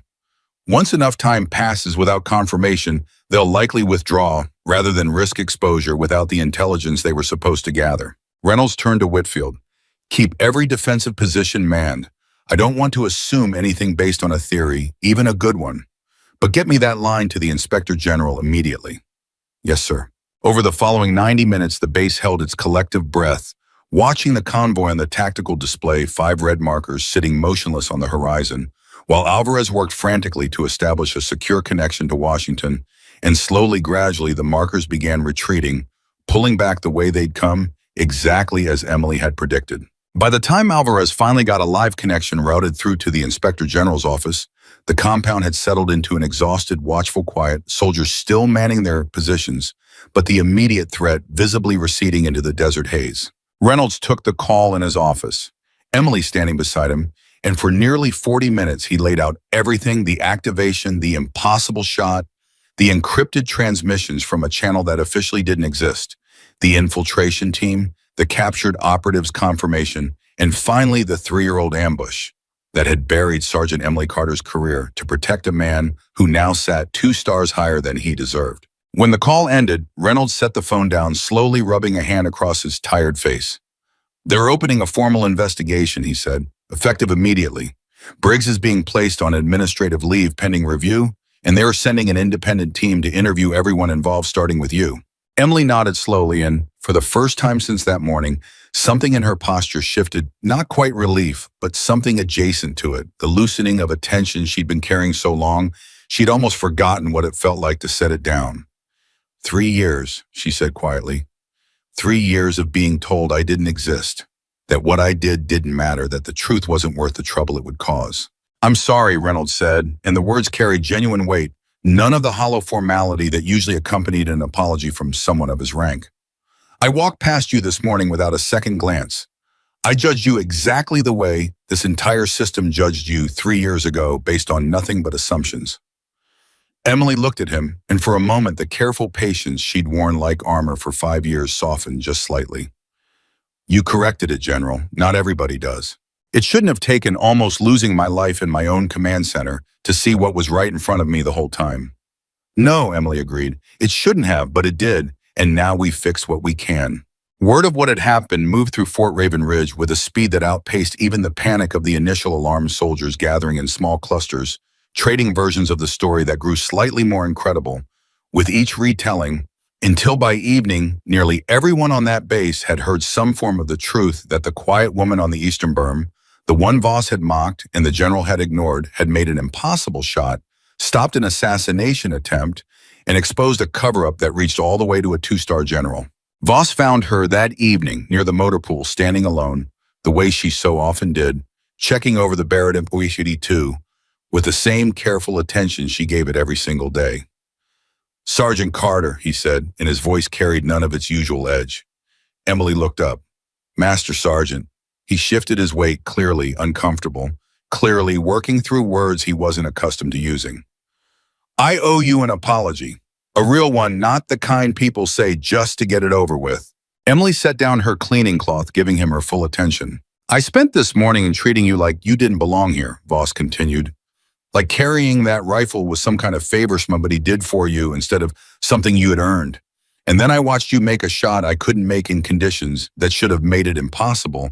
And I watched you walk into a firefight to save a general's life without hesitating for a single second. I was wrong about you. Not just wrong, I was cruel about being wrong, and there's no excuse for that. Emily studied him for a long moment, and something in her expression eased the careful guardedness she carried around, most people softening just slightly around the edges. You know what the hardest part of the last 5 years has been, Voss, she said. It wasn't the insults. It wasn't being underestimated. It was watching people make their minds up about who I was before they'd ever bothered to actually see me. You did that. Today, you stopped doing it. That matters more than the apology. Voss nodded slowly, something like genuine respect settling into his expression for the first time since Emily had known him. For what it's worth, Sergeant, if you ever need a spotter, I'd consider it an honor. I already have a good one, Emily said, glancing toward Sanchez, who was crossing the compound toward them, still wearing the slightly stunned expression that had settled over his face sometime around the moment he'd watched Emily drop an armed operative with 3 precise shots. But I'll keep the offer in mind. Sanchez reached them, falling into step, and for a moment the three of them stood together in a silence that felt different from every silence that had passed between them that day, easier settled, the kind of quiet that comes after a storm has finally passed through. General wants to see you, Sanchez said to Emily. Says it's important. Emily nodded, shouldering her rifle out of habit, and made her way back toward the command building, where Reynolds was waiting in his office, standing near the window, looking out at the base that had nearly fallen apart, and somehow against every odd held together. Sergeant, he said, turning as she entered, I wanted to tell you something before the Inspector General's team arrives tomorrow, and this whole situation officially becomes bigger than either of us. Sir, I've recommended you for immediate reinstatement to full active operational status, Reynolds said. Your original rank restored your commendations from 3 years ago, officially entered back into your record and given today's events. I've also recommended you for the Silver Star. What you did today, both the shot and the firefight, that's not something that happens once in a career. Most soldiers never see anything close to it in 30 years. Emily was quiet for a long moment, processing words she'd stopped allowing herself to hope for somewhere around the 2nd year of her exile. I didn't do it for recognition, sir, she said finally. I know, Reynolds said. That's exactly why you deserve it. Outside, the desert sun was beginning its slow descent toward the horizon, painting the sky in shades of orange and deep red, the same sky that had watched an entire base underestimate a soldier that morning and watched that same soldier save it by afternoon. There's something else, Reynolds said, his tone shifting, growing more serious. The Inspector General's investigation is going to be thorough, but investigations like this take time, and Briggs isn't going to go down without using every resource available to him to protect himself. I need to know you're prepared for what's coming. This isn't over just because today ended in our favor. Emily's eyes hardened slightly, the exhaustion of the day settling into something more resolute. I've been prepared for this for 3 years, General. I just didn't know when the moment would finally come. And now that it has, now I intend to make sure it counts, Emily said. Briggs buried me once because the truth was inconvenient.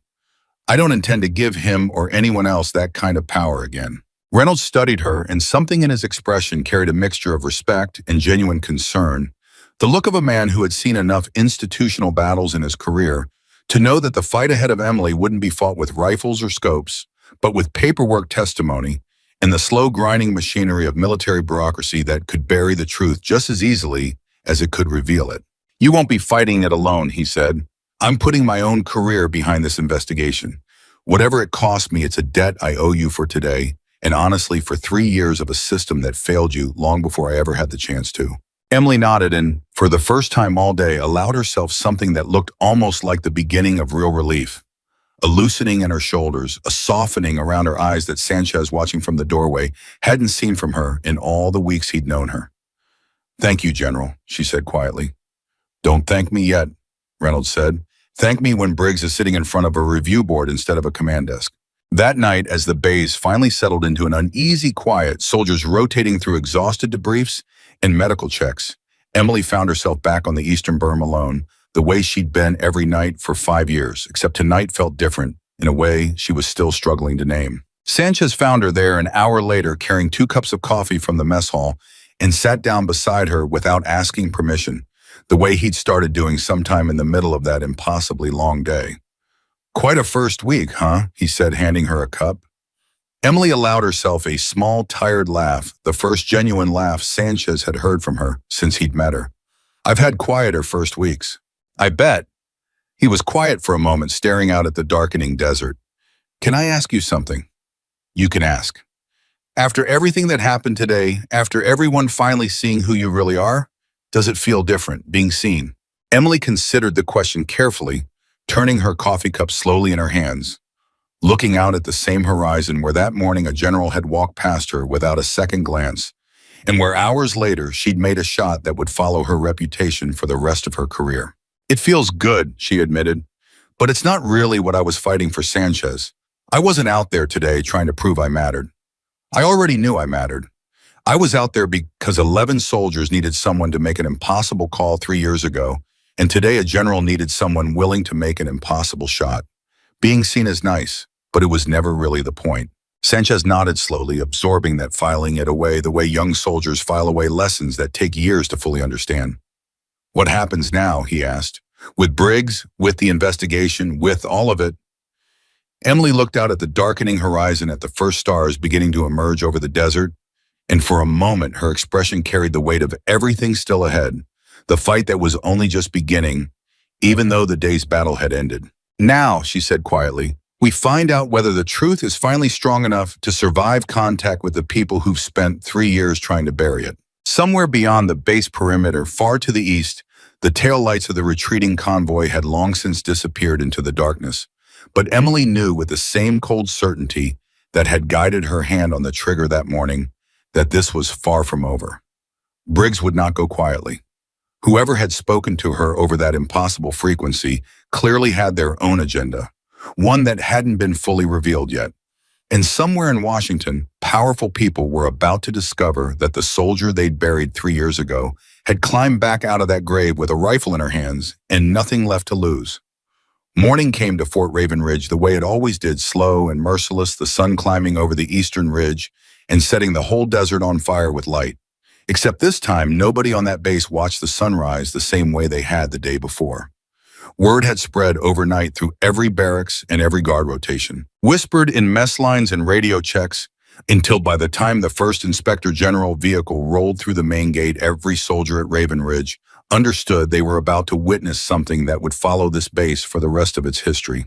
Emily stood near the flagpole with Reynolds watching the black sedan pull to a stop, 3 figures stepping out in crisp civilian suits that looked strangely out of place against the dust and gravel of a working military outpost.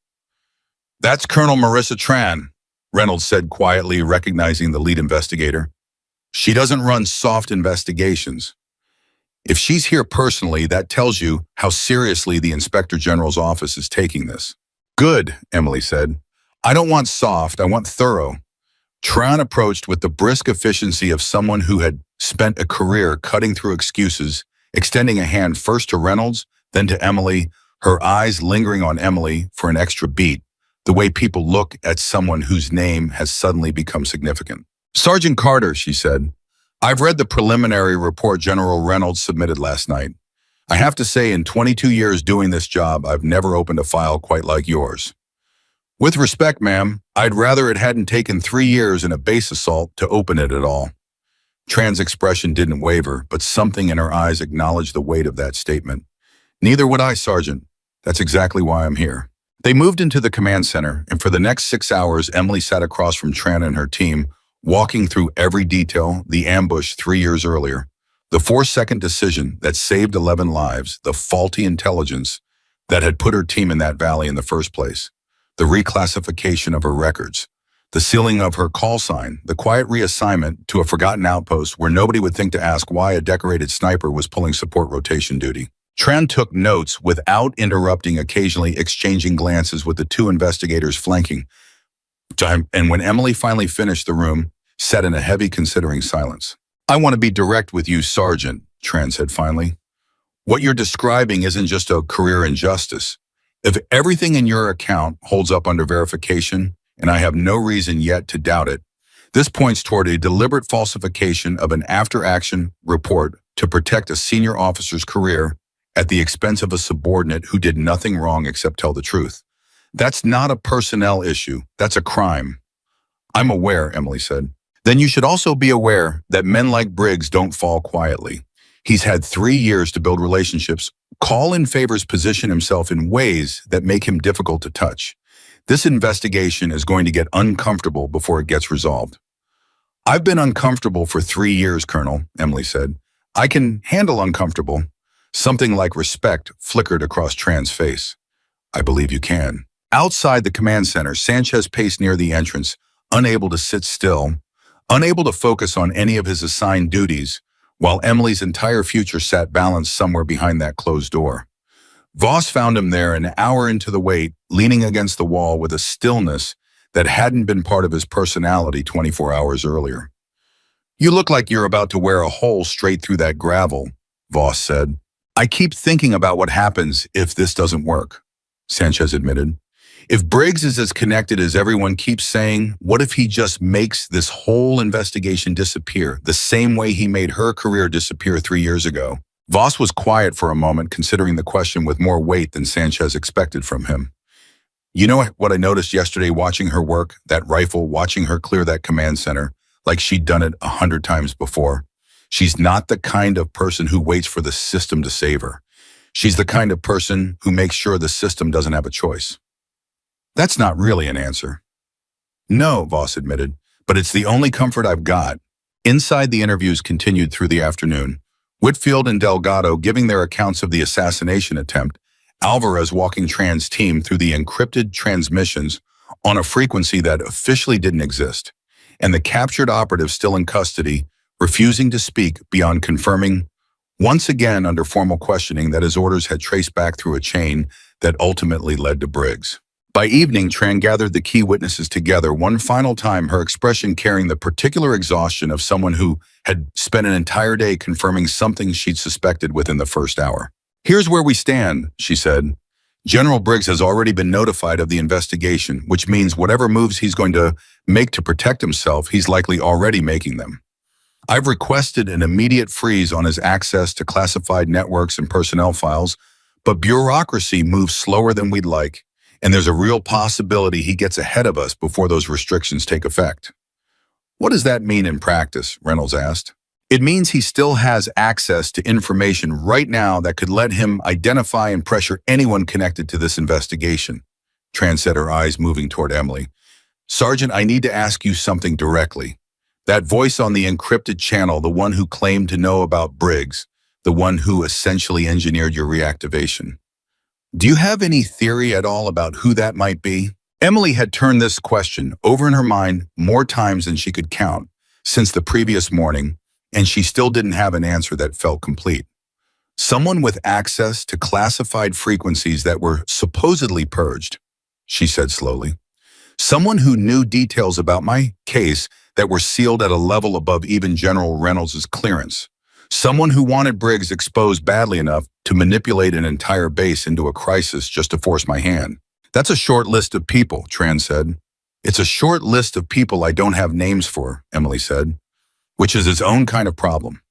That night, long after the investigators had retired to the visiting officers' quarters and the base had settled into its second uneasy night in a row, Emily sat alone in the small room she'd been assigned since arriving at Raven Ridge, staring at the ceiling, replaying the events of the past 36 hours in a loop that refused to slow down. A soft knock interrupted her thoughts. She opened the door to find Reynolds standing there alone, out of uniform, wearing an expression she hadn't seen from him before, something tired and unguarded. General, she said, surprised. I couldn't sleep, he admitted. Mind if I come in for a minute? She stepped aside and he entered, glancing around the sparse room, the same kind of room every junior soldier on this base occupied, nothing marking it as belonging to someone who'd once carried a call sign that made veteran operators go pale. I keep thinking about something, Reynolds said, sitting down in the room's single chair. 3 years ago, when your career got buried, there had to be officers above Briggs who signed off on that reclassification, who approved sealing your records. Whoever did that, they either knew the truth and chose to protect Briggs anyway, or they never asked the questions they should have asked. Probably both, Emily said. That's usually how these things work. It makes me wonder how many other soldiers are sitting exactly where you were sitting yesterday morning, Reynolds said quietly. Overlooked, buried, quietly punished for being inconvenient, and nobody ever finds out because nobody ever asks the question that gets them a general walking past their position during a routine inspection. Emily was quiet for a long moment. I used to wonder that too, she said finally. In the beginning. Then I stopped because it hurt too much to think about, and I needed to be able to function every single day without that thought eating through me. And now I think maybe that's exactly why this matters, Emily said. Not just for me, for whoever comes after me and finds themselves in the same position. Reynolds nodded slowly, and for a moment neither of them said anything, the silence carrying a weight that felt less like discomfort and more like two people who'd both nearly died the day before finally allowing themselves to sit with what that meant. I wanted to tell you something else, Reynolds said finally. Before all of this happened before yesterday, I'd started to believe that 30 years in this uniform meant I understood how to read people, how to spot value, how to recognize what mattered on a base full of soldiers. Yesterday morning, I proved to myself in front of my own troops that I understood almost nothing at all. You corrected it, Emily said, echoing words she'd told him once already. I'm trying to, Reynolds said. But Sergeant, I need you to understand something. Whatever happens with this investigation, however Briggs's story ends, I will not let this base or this army quietly forget what you did yesterday or what was done to you 3 years before that. I owe you more than a recommendation letter and a medal. Emily looked at him, and something in her chest, something that had been clenched tight for 3 years, loosened just slightly. Thank you, General, she said quietly. That actually means more than you probably realize. The next morning brought a development nobody at Raven Ridge had anticipated. Alvarez burst into the command center barely past dawn, her face pale, a tablet clutched in her shaking hands. General Colonel Tran, you need to see this right now, she said. It's Briggs. He's gone public with a preemptive statement claiming that Sergeant Carter fabricated the entire ambush story 3 years ago to cover for an unauthorized engagement that violated direct orders, and that yesterday's activity here was staged an elaborate deception to discredit him before he could be considered for a promotion. He's apparently up for next month. The room went cold. He's accusing her of lying, Whitfield said, disbelief coloring his voice. He's accusing her of orchestrating this entire situation, Alvarez confirmed. He's already got statements out through defense contacts media, contacts framing himself as the victim of a smear campaign by a disgruntled former operator, with, and I'm quoting directly here, a documented history of insubordination and unauthorized use of lethal force. Emily felt something hard and cold settle into her stomach, the familiar sickening sensation of watching the truth get rewritten in real time by someone with more resources and more reach than she had ever possessed. He's fast, Tran said grimly, reading through the statement on Alvarez's tablet. Faster than I expected. This isn't a man improvising. This is a man who's had a defense prepared for years in case this exact scenario ever surfaced. Can he actually make that stick? Reynolds asked. We have a captured operative who confirmed the chain of command. We have the recorded transmissions. We have the operation records from 3 years ago, even sealed, they still exist. He doesn't need it to stick permanently, Tran said. He just needs it to stick long enough to muddy the waters, delay the investigation, buy time to either bury evidence or pressure witnesses. That's how these things usually work at his level. It's not about winning outright. It's about making the truth expensive enough that people stop chasing it. Emily stood very still, her mind racing through implications, and Sanchez, watching her from across the room, could see the exact moment something shifted in her expression. Not fear, but a kind of grim, focused resolve that reminded him uncomfortably of the look she'd worn right before pulling the trigger on that impossible shot 2 days earlier. Then we don't let the waters get muddy, she said. What do you mean? Reynolds asked. I mean, if Briggs is going public, then so do we, Emily said. Quietly discrediting an inconvenient soldier works when the story stays contained to internal channels and sealed files. It doesn't work as well when there are witnesses' records and a captured operative all telling the same story in public view. Tran studied her carefully. You're talking about taking this outside official channels. I'm talking about making sure the truth has more than one door it can walk through, Emily said. If Briggs controls every internal pathway this investigation could take, we find pathways he doesn't control. That's a significant risk, Sergeant, Tran said. Going around official channels could compromise the very investigation you're trying to protect. With respect, Colonel, official channels are exactly what buried me 3 years ago, Emily said. I trust this investigation. I trust General Reynolds. I don't trust that trust alone is going to be enough against a 2-star general who's already 3 moves ahead of us. The room fell into a tense silence, everyone present weighing the enormous risk of what Emily was suggesting against the equally enormous risk of doing nothing while Briggs rewrote the narrative in real time. Before anyone could respond, Alvarez's console crackled again, that same familiar, impossible frequency, and every head in the room turned toward it at once. "Command," the calm, clinical voice said, the same voice that had first activated Emily 2 days earlier. "I imagine you've seen General Briggs's statement by now. I'd like to offer some assistance if you're willing to hear it." Reynolds grabbed the handset immediately, his patience for mysterious, untraceable interruptions clearly exhausted. "I'm done with cryptic messages. If you have something to offer, identify yourself and explain exactly what you want." A pause longer this time, like the person on the other end was weighing a decision they'd been putting off for a very long time. "My name is Colonel Ray Delacroix," the voice said finally. "Retired. I ran the Joint Task Force operation Sergeant Carter served under 3 years ago before I was quietly forced into early retirement myself for reasons that I imagine will sound very familiar to everyone in that room." Emily's breath caught. "You were my commanding officer's superior. I remember your name from the operation briefings, but I never met you directly." "No," Delacroix said. "By the time you needed someone in my position to stand up for what actually happened in that valley, I'd already been quietly pushed out for asking too many questions about how Briggs's intelligence had gotten so badly compromised in the first place. I've spent 3 years watching from the outside, unable to do anything official because officially, I don't exist to this army anymore either." "Then why now?" Reynolds asked. "Why activate her yesterday? Why put an entire base at risk instead of simply coming forward with what you know?" "Because what I know on its own is just one retired officer's word against a sitting 2-star general with powerful friends," Delacroix said. "Nobody would have listened to me 3 years ago, and nobody would listen to me now, not without something undeniable to back it up.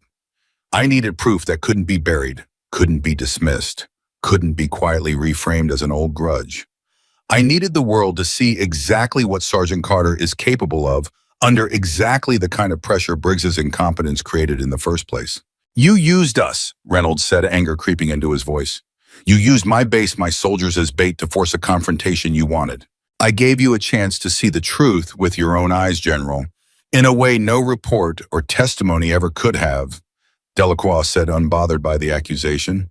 "And I'll remind you that Convoy and that infiltration team weren't mine.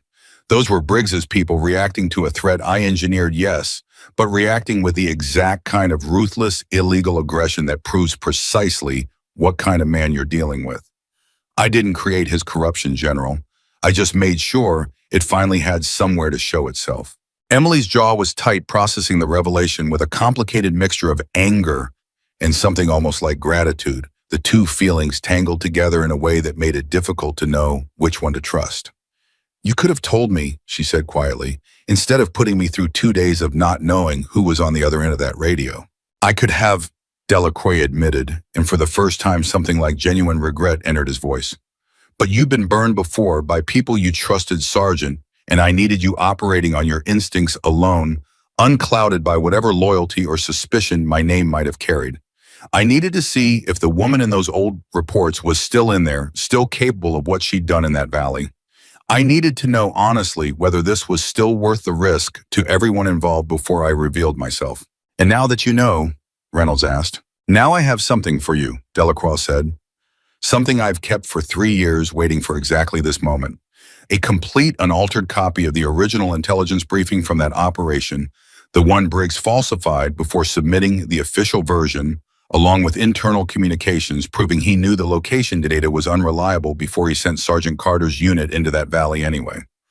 I'm transmitting it to Colonel Tran's secure line right now." Tran's tablet chimed almost instantly, and she stared down at it, her expression shifting from cautious skepticism into something sharper. More focused, the look of a career investigator, realizing she was holding exactly the kind of evidence that could end a career in a cover-up in the same stroke. "This is," she said, slowly scrolling through the document.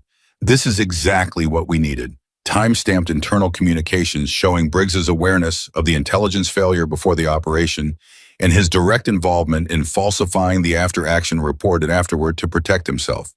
This isn't circumstantial anymore. This is documented proof." "There's something else," Delacroix's voice continued. "Briggs isn't just protecting himself over one buried operation. My research over the past 3 years indicates a pattern, at least 2 other incidents where inconvenient truths got quietly buried through the same methods. Reclassified records, sealed files, soldiers reassigned to positions where nobody would think to ask questions. I'm transmitting those records as well. The room absorbed this in stunned silence. The scope of what they were uncovering expanding far beyond a single injustice 3 years in the past. How many soldiers, Emily said quietly, almost to herself, echoing the question Reynolds had asked her the night before. At minimum 4 that I've been able to confirm, Delacroix said, possibly more that I haven't found yet. Reynolds' expression had hardened into something Sanchez had never seen on the general's face before, a cold, focused fury that had nothing performative about it at all. Colonel Toronto, Reynolds said, I want this evidence secured, verified, and moving through every appropriate channel within the hour. And I want protective measures in place for every soldier this man identified immediately before Briggs realizes exactly how much has just been exposed. Already on it, General, Tran said, already moving, already issuing instructions to her team with a renewed urgency that hadn't been there minutes earlier. The radio crackled one final time. Sergeant Carter, Delacroix said, for what it's worth, I'm sorry it took this long and cost you this much to finally give you the chance to be seen. You deserve better than 3 years of silence. Emily stood quietly for a moment, feeling the weight of that apology settle somewhere deep in her chest, mixing with 3 years of buried anger and exhaustion in a way that left her unsure whether to feel grateful or simply finally allowed to grieve what those years had cost her. Thank you, Colonel, she said finally. I hope this means something changes now, not just for me. It will, Delacroix said. I intend to make sure of it. The transmission ended, and this time when the static settled, it felt different than it had before. Less like an unanswered question and more like a door finally fully opening. Over the following 72 hours, the situation at Fort Raven Ridge and far beyond it moved with a speed that left even Reynolds struggling to keep pace. Tran's team verified Delacroix's evidence against existing sealed records, finding it airtight, unimpeachable, exactly the kind of documentation that made Briggs's public statement collapse under its own contradictions within a single news cycle. The captured operative, faced with the mounting evidence and the very real possibility of spending the rest of his life in federal prison, agreed to a formal statement identifying the exact chain of command that had ordered the infiltration and assassination attempt, tracing every link directly back to Briggs's office.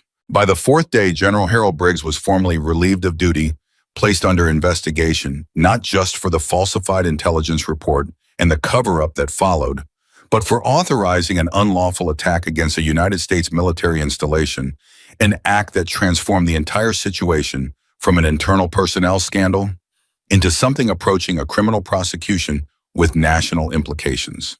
Emily learned of his arrest through a phone call from Colonel Tran, standing on the same eastern berm where this entire nightmare had begun, the Barrett M82, resting against her shoulder the way it always did, a habit she doubted she'd ever fully break, even after everything that had happened.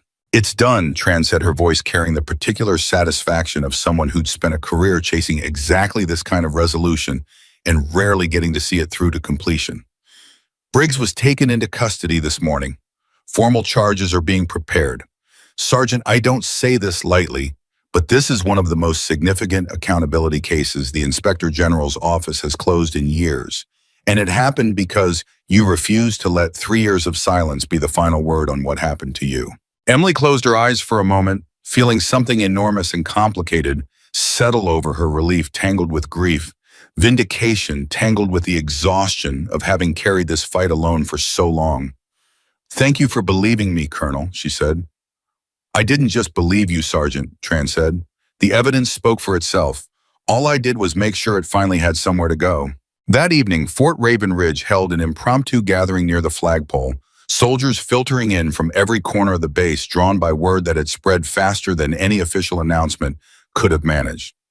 Reynolds stood at the front, and when he spoke, his voice carried none of the formal distance of a typical command address. 3 days ago, he said, addressing the assembled soldiers, I walked past a sergeant on the eastern berm without learning her name, without asking about her service, without seeing anything beyond the assumptions I'd already made about who belonged on this base and who was simply passing through it. That mistake nearly cost every single one of you far more than any of us understood at the time. He paused, looking out over the gathered faces, finding Emily standing near the back, Sanchez and Voss on either side of her. Sergeant Emily Carter is being reinstated effective immediately to her full operational rank and status, with every commendation from her original service record restored, Reynolds continued. She has additionally been recommended for the Silver Star for actions taken during the events of this week, actions that saved this base, saved my own life, and exposed a corruption that reached far beyond anything any of us imagined when this began. A murmur moved through the crowd, and Reynolds waited for it to settle before continuing. But I want every soldier standing here today to understand something more important than any medal or promotion, he said.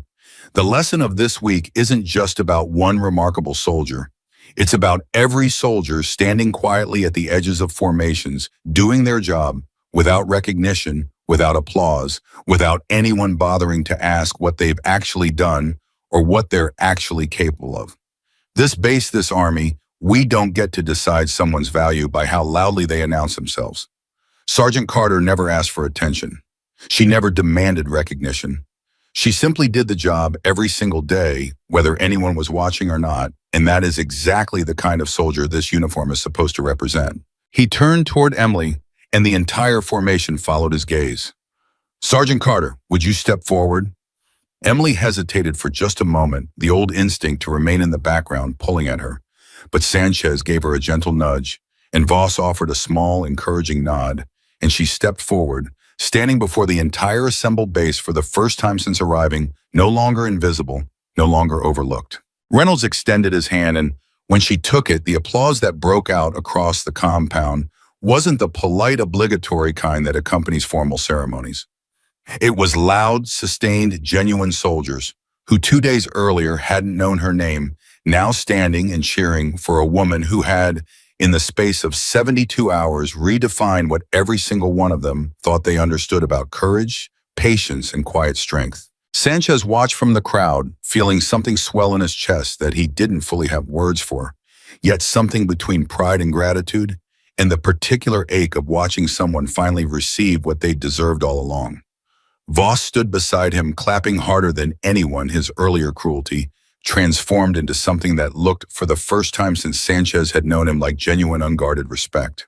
You know, Voss said, leaning toward Sanchez, I've spent 11 years in this army trying to prove I belonged in it. Watching her up there, I think I finally understand what that actually looks like. Later that night, after the ceremony had wound down, and the base had settled into a quiet that felt fundamentally different from the tension of the previous 72 hours, Emily found herself once more on the eastern berm, the Barrett resting across her knees the way it had that very first morning. Except now the weight of it felt different, lighter somehow, carried by someone who no longer needed to prove anything to anyone. Reynolds found her there, approaching, slowly sitting down beside her without invitation, the way soldiers who've survived something together sometimes do. I have some news, he said. Colonel Delacroix reached out again, formally this time through proper channels. He's being reinstated as well, consulting on the broader investigation into how many other soldiers Briggs's methods may have affected over the years. Good, Emily said quietly. Nobody should have to carry what I carried alone for 3 years, wondering if the truth would ever matter to anyone. There's something else, Reynolds said. I've been offered a new assignment. Regional Command is restructuring several outposts, including this one, and they have asked me to take a broader oversight role, one that would give me influence over personnel decisions across multiple installations. Emily turned to look at him. Are you taking it?